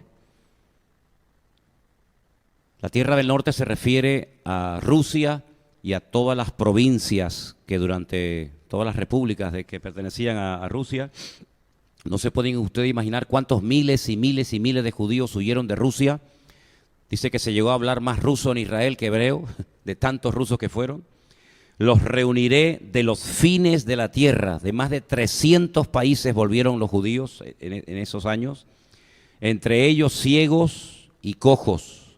La mujer que está encinta y la que da a luz juntamente. En gran compañía volverán acá. Irán con lloro, mas con misericordia los haré volver, y los haré andar junto a arroyos de aguas, por camino derecho, en el cual no tropezarán, porque soy a Israel por padre, y a Efraín, y Efraín es mi primogénito. Versículo 10, oíd palabra del Señor, oh naciones, y hacedlo saber en las costas que están lejos, y decid, el que esparció a Israel, los reunirá y guardará como el pastor a su rebaño. Porque el Señor redimió a Jacob, lo redimió de mano del más fuerte que él. Y vendrán con gritos de gozo en lo alto de Sión, y correrán al bien del Señor, al pan, al vino, al aceite y al ganado de las ovejas y de las vacas. Y su alma será como huerto de riego, y nunca más tendrán dolor. Entonces la Virgen se alegrará en la danza, los jóvenes y los viejos juntamente, y cambiaré su lloro en gozo, y los consolaré, y los alegraré de su dolor. Y el alma del sacerdote satisfaré con abundancia, y mi pueblo será saciado de mi bien, dice el Señor. Así ha dicho el Señor, voz fue oída en Ramá, llanto y lloro amargo, Raquel que lamenta por sus hijos y no quiso ser consolada acerca de sus hijos porque perecieron. Así es que versículo 17 es precioso, dice, esperanza hay para tu porvenir. Esperanza hay para tu porvenir, dice el Señor, y los hijos volverán a su propia tierra. Esto durante muchos años fue algo prácticamente imposible. Se llegó a perder toda la esperanza de que algún día este país pudiera volver a resurgir de las cenizas. Pero esto es un hecho, hermanos. Nosotros vamos a tener la oportunidad y el privilegio de caminar a partir del día domingo por las calles de este país que ya existe, y con la Biblia en la mano vamos a poder comprobar que esto es un hecho, esto es algo comprobable, esto no es un mito, no es una fábula, no es un cuento que bueno, no, esto es realidad. Dice, no, es que yo no creo en Dios. Bueno, usted no creerá en Dios, pero lo que Dios profetizó lo tienes que aceptar, porque es un hecho histórico. Si tú no puedes decir, no, yo no creo que hay un pueblo que se llama Israel, eso es mentira, eso es un cuento. Yo no creo que hay una ciudad llamada Jerusalén. No hables así porque te van a decir qué bruto que eres. No hables así porque hay un país que se llama Israel. Hay un país que tiene su bandera, su himno, su ejército, sus ciudades, miles y miles de personas ya han sobrepasado ya han llegado a la cifra a la que habían llegado en la Segunda Guerra Mundial, ya la han sobrepasado, A pesar de que les mataron a más de 6 millones durante la Segunda Guerra Mundial, ya son más que cuando eran en la Segunda Guerra Mundial. Y no ha sido fácil estar allí. Ha habido 7 guerras. 7 guerras. Dime tú qué país en 69 años ha tenido 7 guerras. Dime cuál. Ninguno.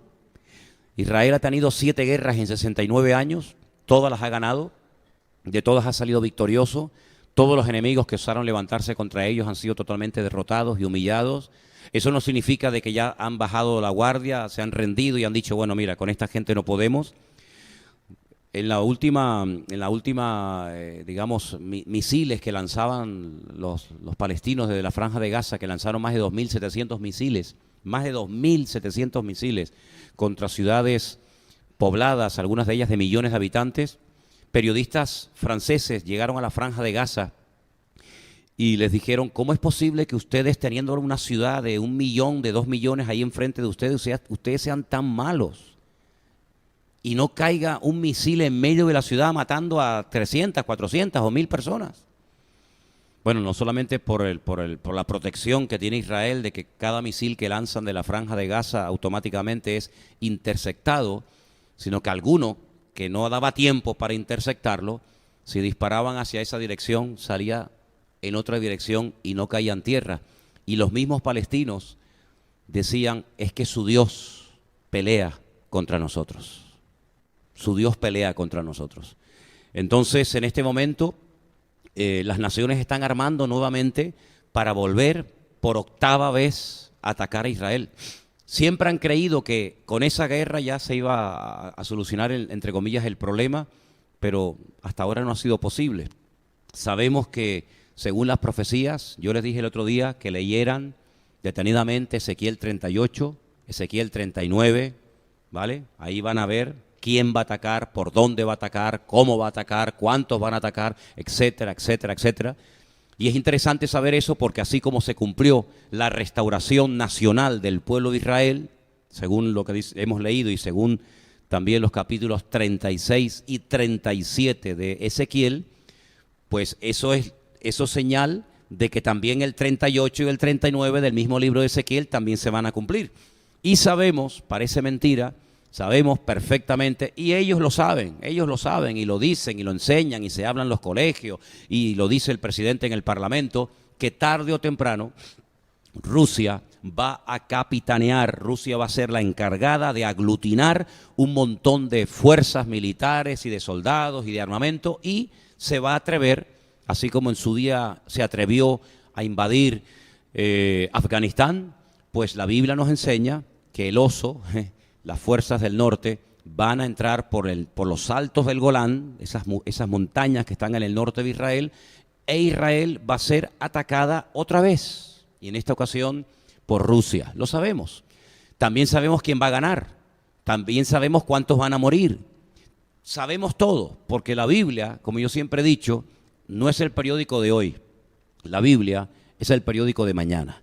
Entonces, una de las formas de decir, oye, yo tengo en la mano un libro que es un libro digno de creer en él, porque todo lo que profetiza se cumple. Y entonces te he mostrado solamente una profecía de cómo ese país, fuera de toda posibilidad humana, volvió a su tierra. No fue fácil, ¿saben? No fue fácil conquistar esa tierra. No es fácil mantener esa tierra. Israel dedica un altísimo porcentaje de su presupuesto anual a armamento, porque no les queda más remedio, ¿verdad? Entonces, es un país que o está en guerra o se está preparando para la guerra. Solamente las naciones más cercanas a Israel ya presumen hace años de tener más de 100 y pico mil misiles apuntando contra Israel. Hace unos días, hace unas pocas semanas, Irán dio la noticia de que ya por fin tiene misiles que en pocos minutos pueden llegar desde Teherán hasta Jerusalén. Y presume de que puede atacar y destruir Jerusalén. Pero el Señor ha prometido una protección especial y a los otros, los cristianos, los creyentes, el Señor nos dice en su palabra, orad por la paz de Jerusalén. Qué curioso, ¿no? Orad por la paz de Jerusalén. Nosotros el domingo a la noche, yo salgo el domingo a la mañana a las 7 rumbo a Madrid, por la noche nos juntamos allí los hermanos que vamos a ir y viajaremos rumbo a Estambul, a Turquía, y allí nos encontramos con los hermanos de Italia y ya de madrugada, como a las 2, 3 de la madrugada aproximadamente, tal vez una hora más, una hora menos, depende, porque en Israel son 2 horas más que aquí, estaremos llegando al aeropuerto y ya de ahí nos vamos a la casa y estaremos toda la semana, de domingo a domingo, estaremos en la ciudad de Jerusalén. Oren para que ninguno de estos misiles caiga durante esos días y si cae que no nos alcance a nosotros, ¿eh? Entonces estaremos durante toda esa semana y cuando volvamos daremos testimonio de que en este año que se celebra el 69 aniversario de la fundación del Estado de Israel moderno, pues daremos testimonio de que todo esto que leemos, pues no solamente se lee aquí y se dice, porque como la gente no sabe nada, no, sino, oye, que yo he estado paseando por allí y banderas de Israel, llegas al país y desde que llegas hasta que te vas estás viendo banderas por todas partes. Ahora habrá celebraciones y habrá fiestas y habrá un júbilo. Yo nunca he ido en el mes de mayo a Israel, he ido en otra época. En mayo nunca he ido, pero me han dicho que es un mes especial porque hay muchas fiestas, muchos conciertos y muchas celebraciones. Y además se están preparando sobre todo para el 70 aniversario, que Dios mediante será el año que viene. Y yo siento en mi corazón y hay un sentir generalizado de que será un año muy especial. ¿Por qué? Porque a los 70 años, cuando Israel, las tribus del sur, estuvieron en Babilonia cautivas, se produjo una tremenda liberación. Y hay como un sentir de que el próximo año algo grande va a pasar. Algo grande va a pasar por el 70 aniversario, etcétera, etcétera. Algo grande no solamente en Israel, sino a nivel de países, a nivel de naciones. Y hermanos, ustedes están viendo que estamos viviendo en esos dolores de parto. Saben que la Biblia dice que los últimos tiempos serán tiempos de dolores de parto. Los dolores de parto anticipan que viene el niño. Los dolores no es la meta, es el medio para llegar al momento glorioso y al clímax de que una nueva criatura está viniendo al mundo. Y el mundo va a entrar en dolores de parto. El mundo va a entrar en dolores de parto. Las naciones, Israel, todos los países. Y tenemos que estar orando, velando, preparados, porque sabemos que los últimos tiempos serán tiempos, como dice la Biblia, tiempos difíciles, tiempos peligrosos. Quiero llevarles, por favor, a una de las cartas que el apóstol Pablo escribió, donde habla precisamente acerca de cómo serían los últimos tiempos. Vamos a 2 de Timoteo, capítulo 3. Y usted mismo, mientras lo va leyendo o escuchando, usted podrá responderse a la pregunta de, ¿esto es algo que aún se tiene que ver?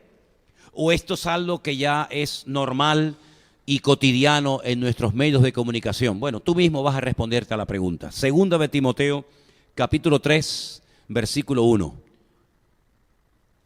Esta porción se ha titulado El carácter, la conducta, el comportamiento de los hombres en los últimos días. Y dice así, también debes de saber esto, que en los postreros días, en los tiempos finales, vendrán tiempos peligrosos.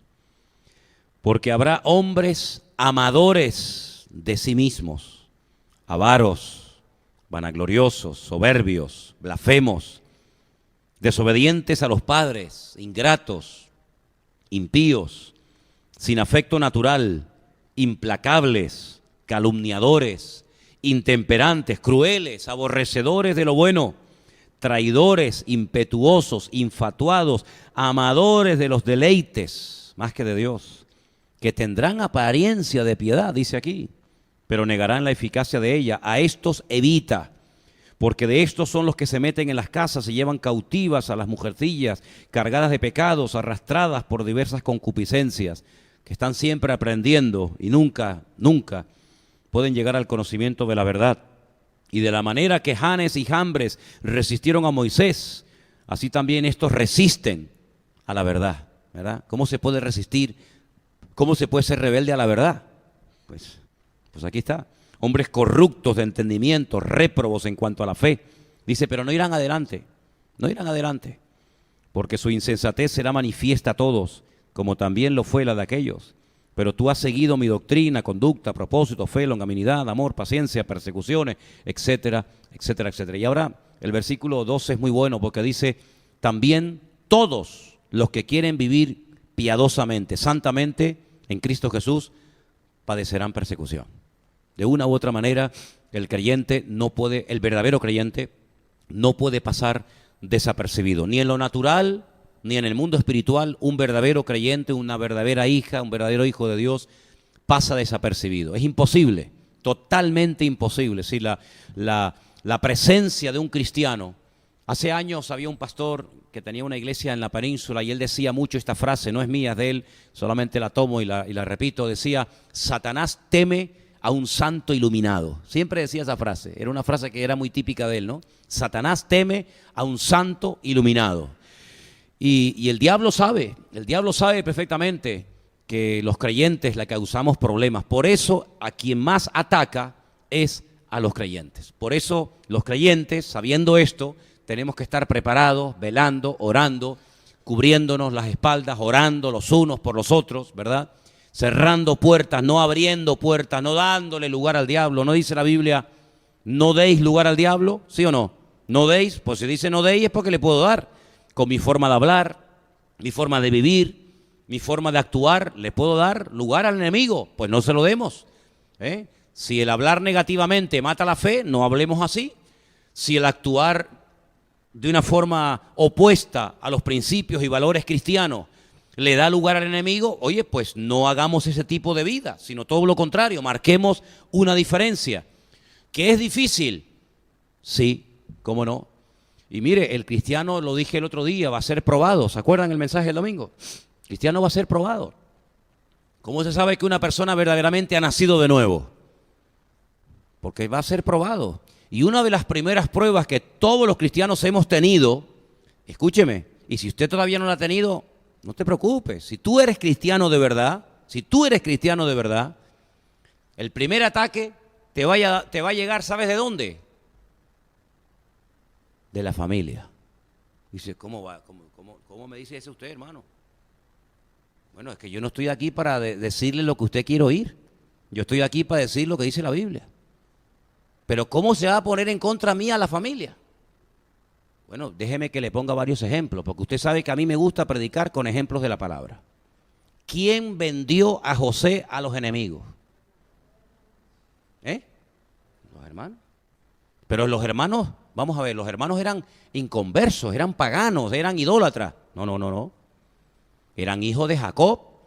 Todos eran hijos de Jacob, diferentes mujeres, porque usted sabe que en aquel tiempo el tema de la poligamia y todo esto, unos eran hijos de Raquel, otros eran hijos de Lea, otros eran hijos de una llamada Silpa, y la cuarta era Silpa y Lea, Raquel, Silpa y Bila.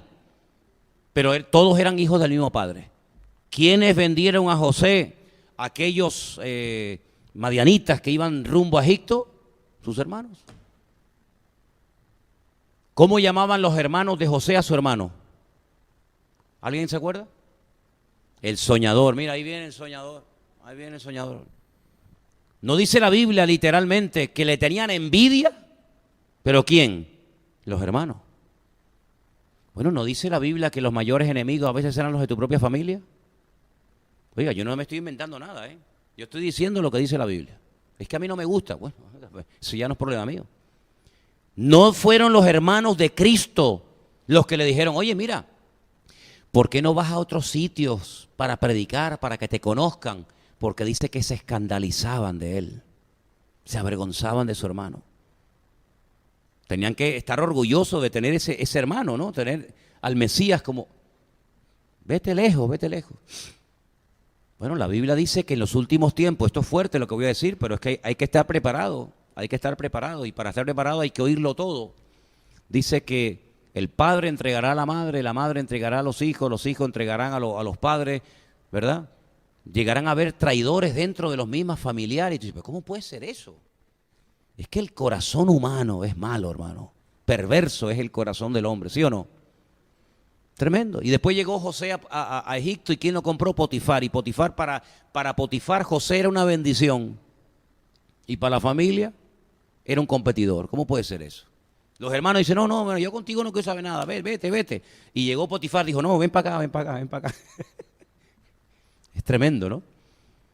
Así que esa lucha usted tiene que estar preparado para que cuando te vengan no diga, ay, ¿qué me está pasando? Pues te está pasando lo que le pasó a José, lo que le pasó a David, lo que le pasó al Señor Jesucristo y lo que nos ha pasado a todos. Tienes que pasar por esa escuela. Tienes que pasar por esa asignatura. Ay, es que a mí esa asignatura no me gusta. Y da igual, tienes que pasarla. Después vendrán las pruebas físicas. Después vendrán las pruebas económicas. Después vendrán las que tú quieras. Pero la familiar es inevitable. Inevitable. Claro, si usted no tiene la madurez, si usted no tiene el conocimiento y no tiene raíces en el Señor, usted dice, oye, esto es duro. Bueno, es que yo nunca he dicho que la vida cristiana sea fácil. La vida cristiana no es dura, es durísima. Sin Cristo es imposible vivirla, porque la vida cristiana es vivir como Él vivió. ¿Y quién es capaz de vivir como Él vivió? ¿Usted? ¿Tú eres capaz de vivir como Cristo vivió? Dime la verdad. ¿Tú eres capaz de hablar como Él hablaba, de vivir? Oiga, eso es imposible. Pero con la ayuda del Señor, el Señor nos fortalece, nos renueva, nos anima, nos ayuda. Y en todas esas cosas, pues nos acercamos al Señor, porque al fin y al cabo nuestra confianza no está ni en papá, ni en mamá, ni en el primo, ni en el abuelo, ni en el tío, ni en el cuñado, ni en la hermana. Nuestra confianza tiene que estar única y exclusivamente en nuestro Señor. ¿Quién me llevó a mí a la iglesia? ¿Quién me llevó a mí a la iglesia? Mi padre. ¿Quién fue el que más se me opuso para que yo fuera pastor? Mi padre. ¿Cómo puede ser eso? Él me lleva a la iglesia y cuando le digo que quiero ser pastor, me hizo así, me pegó una cachetada, porque en aquellos tiempos se daban cachetadas, hoy en día no, porque te denuncian, vas a la cárcel. Y me dijo, tú no sirves para eso. Así me dijo, pero papá, tú no sirves para eso, olvídate, eso es una cosa muy seria. Me dijo, eso es una cosa muy seria. Como tú eres, tú no vales para eso. Y después el hombre cuando me oía predicar se ponía a llorar y decía, fíjate tú lo que yo estuve a punto de hacer, impedir que este hombre estuviera sirviendo al Señor. Mi propio padre. Pero eso me ayudó a poner mi confianza única y exclusivamente en el Señor. Ahora, ¿sabe qué? También le tengo que decir la otra parte de la moneda. Al final de la historia, si usted guarda su corazón, que ahí está la cosa, guardar el corazón, no agarrarle, no tomar rabia, ni ira, ni enojo, ni la venganza contra nadie, José guardó su corazón y los hermanos tuvieron que venir, ¿a dónde? A donde estaba José. Y entonces José, cuando los vio, les dijo, voy a hacerlo sufrir un poquito. Pero al final se produjo la reconciliación. Es decir, después de que hayáis padecido un poco de tiempo, eso lo dice la Biblia, conocéis ese versículo, ¿no? Después de que hayáis padecido un poco de tiempo, Él mismo os perfeccione, afirma y establezca en el Señor. Así que damos gloria a Dios porque todo siempre a los que ayudan, los que aman a Dios, todo ayuda, ¿para qué? Para bien, para bien. Ahora, José tuvo que guardar su corazón, porque desde que lo vendieron los hermanos hasta que los hermanos se encuentran con él, pues si yo no recuerdo mal, me parece que pasaron como 22 años. ¿Sí? Pues mira, ayúdeme. Lo vendieron con 17 años y hasta los 30 no sube, no es restaurado. ¿Cuánto es? 14, no más, ¿no? Bueno, vale, 13. Ok, entonces pasaron muchos años hasta que se produjo la reconciliación familiar, que se produjo y siempre se va a producir, pero el Señor sabe cómo mover los hilos, cómo mover las cosas, y todo eso nos ayuda a crecer y a madurar y a poner nuestra confianza en el Señor. ¿Cuántos dicen amén?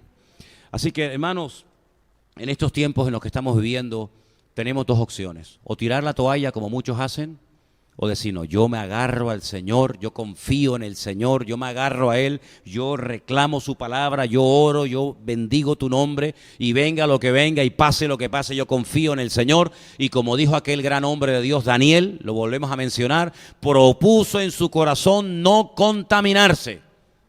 Lo querían contaminar, lo querían desprogramar. No, ¿cómo te llamas, Daniel? No, ahora te va a llamar Belsasar. Y ahora vas a comer lo que yo te diga. Y ahora vas a adorar lo que yo te diga. Y ahora te vas a vestir como yo te diga. Y lo querían desprogramar. Pero él dice que propuso en su corazón no cambiar, sino mantenerse firme en su fe. Pero mire, para mantenerse uno firme en la fe, para mantenerse uno firme en las pruebas, uno tiene que tener algo que se llama raíces. ¿Cuántos dicen amén? Raíces. ¿Se acuerdan la parábola del sembrador? ¿Cuántos terrenos hay? 4. Un terreno dice que la semilla cayó, brotó muy pronto, pero cuando salió el sol se secó. Y la explicación que da el Señor dice, esos son los que reciben al momento la palabra con gozo. Les alegra, les gusta, pero como no tienen raíces, son de corta duración. Y esa frase, no sé por qué, son esas cosas que te quedan grabadas más que otras. A mí siempre se me ha quedado grabada. Los de corta duración. Pues hay creyentes, hay personas que son de corta duración. Tan pronto se animan y se quieren comer el mundo, como tan pronto el mundo se los comió a ellos. Son de corta duración porque no tienen raíces, son gente emocional. Son gente que se emociona. Ay, el culto, qué bonito, la predicación, no sé qué, no sé cuánto. Pero mire, la vida cristiana no es por emociones. Hay muchas veces que uno tiene que hacer las cosas simplemente por sentido del deber, ¿sabe? Es la disciplina, es disciplinar a la carne, decirle a la carne, no quieres, pues ahora más. Y no quieres orar, pues ahora oro. Y no quieres ir a la iglesia, pues ahora voy. Y no quieres leer la palabra, ahora la leo. Es ir en contra de lo que la carne, lo que la naturaleza humana, el ego, te dictamina, ¿verdad? Y es una disciplina. Pablo dice que, simbólicamente, no vayan a tomárselo literal, porque si no vamos a sacar todos aquí el látigo, ¿no? Dice, yo golpeo mi cuerpo, como diciendo, no. Hay que orar, hay que esforzarse. Es que no tengo ganas, que estoy cansado, que me duele la cintura. Porque yo no sé cómo es la cosa, pero antes de los cultos a uno le duele todo. ¿No? La ciática, la cadera, no, la artrosis, no sé qué. Oye, y además la gente se sabe todos los nombres de esas enfermedades. Después le dice, dígame 10 personajes bíblicos. A ver, no se lo sabe. Pero dígame 10 enfermedades y se las saben todas. Entonces hay que tener raíces. ¿Y cómo se tiene raíces? Con el tiempo. No corra. ¿Cuántas veces hemos hablado, Anderson, yo, Marco, cualquier otro hermano, dice, mira, a mí me preocupa, a mí me pone un poco nervioso esta persona o aquella. ¿Sabes por qué? Porque quiere ir muy rápido, y digo, mira, mijo, esto es un maratón. Tú corres maratones, ¿no, Antonio? ¿Cuál es lo máximo que tú has corrido? 30 kilómetros. ¿Y cuánto tardas en correr 30 kilómetros? 1 hora. Nosotros tardaríamos 3 días, ¿no? 30 kilómetros corriendo, mijo. Eso ni en 3 días llegamos. Y sin parar. Si no, no llega. Un hombre con 100 y pico kilos podría correr ese maratón. Difícilmente. Jorge? Él dice que no, yo por eso lo menciono. ¿Por qué? Porque hay cosas que sobran. Oye, a lo mejor, cuidado, hay deportes que tienes que estar fuerte y grueso. No, mira los luchadores de sumo, los japoneses. Pones ahí un tipo con 40 kilos, como una pluma lo tiran, ¿no? Los luchadores de lucha canaria son deportes. El lanzador de martillo, ¿no? Esos están cuadrados. Pero para correr 30, 40 kilómetros tienes que estar en fibra, amigo. Y hay que entrenarse, ¿sí o no? Claro, hay que entrenarse. En la vida cristiana el problema es que muchos no se quieren entrenar. Quieren correr, quieren vivir como fulanito, como menganito, como el tener la fe del pastor o hacer lo que hace Milán. Sí, pero espérate, es que hay un entrenamiento. Es que tú no te puedes meter a correr 30 kilómetros. Bueno, lo intentamos un día, a ver quién termina. Que ni de aquí a la esquina llegamos, mijo. Hay un entrenamiento para poder competir a ese nivel. Y si no te entrenas, no llegas. Entonces, en la vida cristiana hay un entrenamiento. ¿Y cuál es el entrenamiento? Las pruebas, las luchas, las dificultades, un día, otro día. Y entonces el Señor nos va entrenando para mayores niveles, para mayores pruebas, para mayores dificultades, ¿verdad? Una vez oí un predicador que dijo, ¿se imaginan ustedes cuando el Señor le dijo a Abraham, sal de tu tierra y de tu parentela? Que le hubiera dicho, sal de tu tierra y tu parentela, prepárate porque vas a tener un hijo y te voy a pedir que me lo mates en el monte Moria. ¿El hombre no sale? El hombre dice, ¿me vas a sacar para matarme un hijo? Para eso me quedo en mi casa. Pero él salió, después vino otra prueba, después vino otra, y todas las pruebas que iba pasando le prepararon para la gran prueba final, que era nada más y nada menos que la de sacrificar a su propio hijo. Dios lo fue entrenando, ¿verdad? Dios lo fue preparando. José, tú dices, bueno, ¿cuál fue la prueba, la primera prueba que menciona la Biblia que este muchacho pasó? Bueno, el desprecio de los hermanos. Sus propios hermanos dicen, no queremos saber nada de él. Pero si tú no aguantas eso, después no vas a aguantar que te metan en una cárcel y se sigan metiendo y riendo contigo. Si tú ya estás curtido, tú ya has superado eso. ¿Por qué? Porque yo ya vengo de una escuela que me ha preparado para esto. Si tú no superas el hecho de que tus propios hermanos te rechacen y te vendan, tú cuando llegues a Egipto y por mantenerte casto y por mantenerte fiel al Señor, tú no vas a aguantar que te condenen por un delito que tú no has cometido. Es decir, todo esto que tú estás pasando te está preparando para esto. Yo lo dije el domingo en el puerto, no recuerdo si lo dije aquí, si no lo digo ahora. Las pruebas que pasamos nos preparan ¿para qué? Para la siguiente, para la otra, y esta para la otra, y esta para la otra, y esta para la otra. Entonces es muy importante ir aprobando las cositas por el camino, porque lo peor que se ha podido hacer muchas veces con muchachos que van a la escuela y no aprueban, es decir, bueno, mira, pásalo de grado, pásalo, no aprobó, pero pásalo de cuarto a quinto y de quinto a sexto. Y llega un momento en el que se bloquea y dice, es que vamos a ver, si usted viene desde la infancia suspendiendo todas las cosas, ¿cómo va a pretender que esta persona ingrese a una universidad y saque una carrera? Si es que no sabe ni sumar, ni restar, ni nada, y queremos que sea un matemático, es imposible. Entonces hay un proceso, hay una preparación, hay un entrenamiento, hay unas pruebas, hay unas dificultades que te van curtiendo el carácter, que te van, digamos, fortaleciendo en la fe, de tal manera que tú llegas a un momento y dices, no, yo puedo en el nombre del Señor soportar esto porque la prueba anterior el Señor me fortaleció y me enseñó que Él es fiel y está conmigo. Ahora, si tú quieres mañana empezar por el techo, sin poner la base, yo te digo que vas a perder el tiempo y te vas a meter un leñazo. ¿Por qué? Porque no hay base. Y muchos creyentes lamentablemente no tienen base. No, yo voy a predicar, yo voy a ir de misiones. ¿Qué vas a ir de misiones si a ti te dan una comida diferente a la que tu madre te prepara y tú no sabes comer otra cosa que lo que has comido toda tu vida en la casa? Tú imagínate que vas a África un día conmigo, como yo he ido a África, y te abren una perola allí que tú miras para adentro y dices, Dios mío, dame discernimiento de espíritu porque yo no sé lo que voy a comer. Si tú solamente sabes comer macarrones, papas fritas y hamburguesas, y de repente te ponen un corazón así como me pusieron a mí allí en Malindi, así, hervido, allí en una perola oxidada, ¿qué vas a hacer? Si tú no estás dispuesto a dormir un día en una cama diferente a la tuya, cuando tengas que dormir en el suelo, ¿cómo vas a hacer? Si tú no estás dispuesto a pasar un día sin WhatsApp, uy, una tragedia. Ayer el mundo entero, se colapsó el mundo. No, yo ni me enteré, de verdad lo digo. Uy, WhatsApp, muchachos. Bueno, si vas a África y no tienes ni WhatsApp, ni Guasín, ni Guasón, no tienes nada, ¿qué haces? ¿Te mueres? Entonces, cuando tú estás pensando en servir al Señor, pues si tú no eres capaz ni de hacer la cama todos los días y tu madre tenía que repetir 50 veces que ordenes y arregles tu habitación, tú después vas a ir por el mundo diciéndole a la gente que ordene su vida, pero ¿de qué vas? ¿No te das cuenta? Que todo es una preparación, hasta el hecho de hacer la cama es una preparación para mi futuro en el Señor. Tú dices, ¿cómo puede ser? Bueno, es que es así. ¿Qué hacía Pedro antes de ser el gran apóstol Pedro? Pedro, vete al pueblo y tráeme el burro que está ahí amarrado, me lo traes que tengo que usarlo. Sí, señor, para allá iba. Pedro, coge la red y tírala para la izquierda. Pedro, coge la red o la barca y llévame para la orilla de enfrente. Dice, bueno, pues estas cosas no son muy espirituales, ¿no? ¿No dice la Biblia que Eliseo era siervo de Elías? ¿Sí o no? Eliseo era siervo de Elías. ¿Y Josué de quién era siervo? De Moisés. Bueno, ¿y un siervo de Moisés qué hacía? Bueno, pues lo que Moisés le dijera. Tráeme las zapatillas, tráeme el agua, vete para aquí, vete para allá.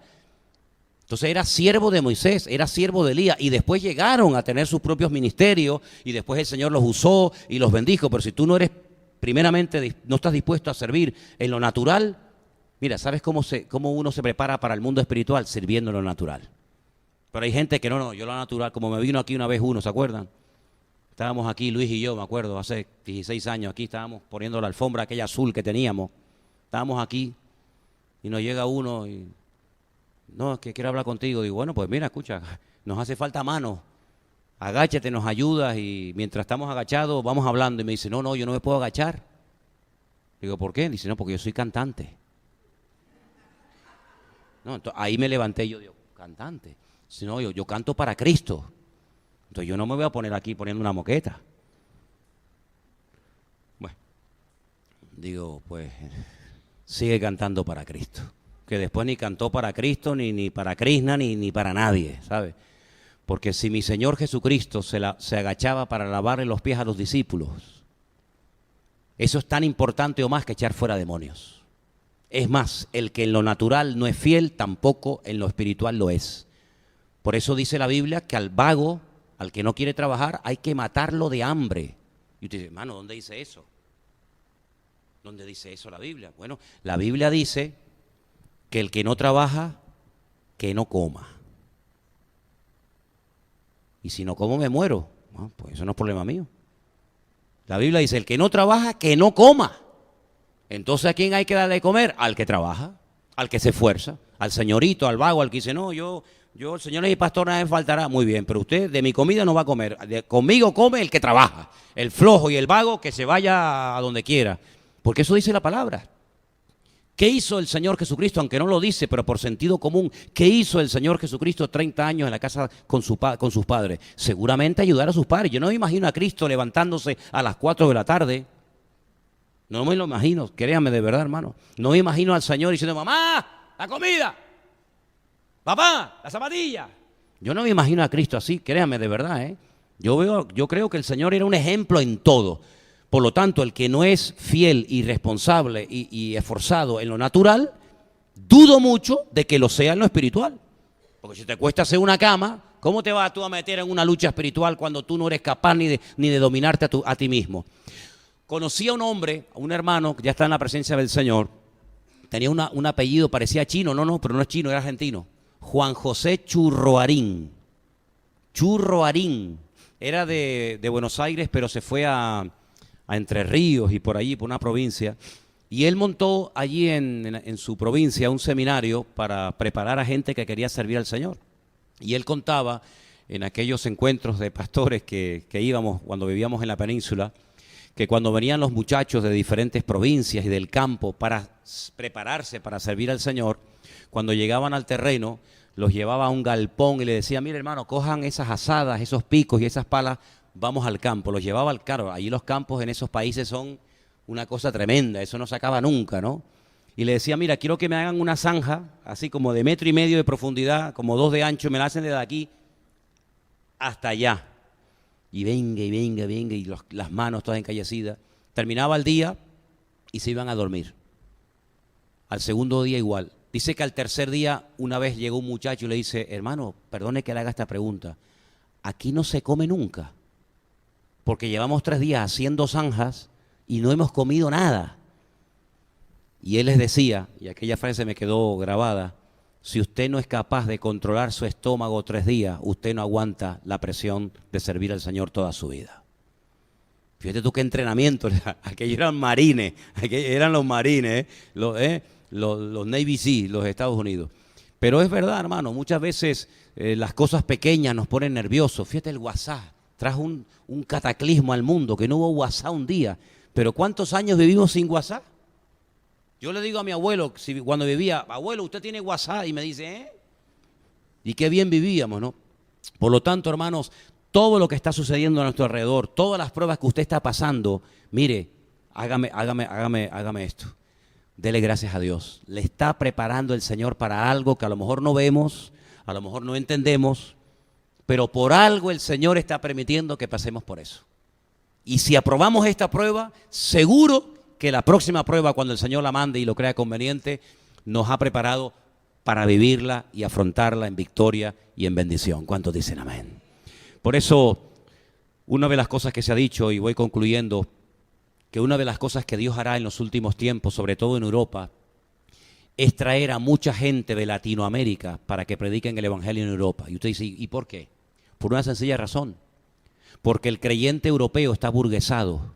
El creyente europeo ha crecido en un evangelio cómodo, donde todo lo ha tenido de su más tierna infancia. Sin embargo, personas que vienen de otras naciones han pasado necesidades increíbles. Son capaces de hacer con un alambre y una tabla un avión para volar al otro extremo del mundo. Son capaces de buscarse la vida. Son capaces del sacrificio, del esfuerzo.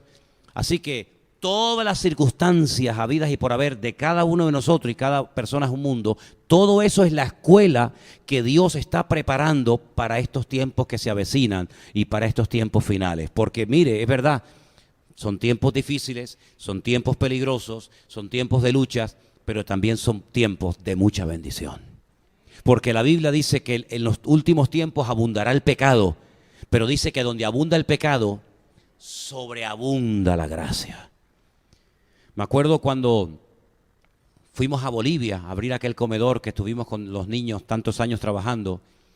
Me decía el hermano que en aquel momento llevaba aquella obra, ¿y qué hacemos cuando un día venga más gente y ya la perola, la olla, no tenga más comida? Le digo, pues lo que tendrás que hacer es orar para que Dios multiplique lo que tienes dentro. Tú haz lo que puedas y lo que no puedas, que Dios haga un milagro. Y yo les digo algo, hermano, lo poco con la bendición de Dios llega más que muchas personas que tienen, pero que nunca alcanzan para nada.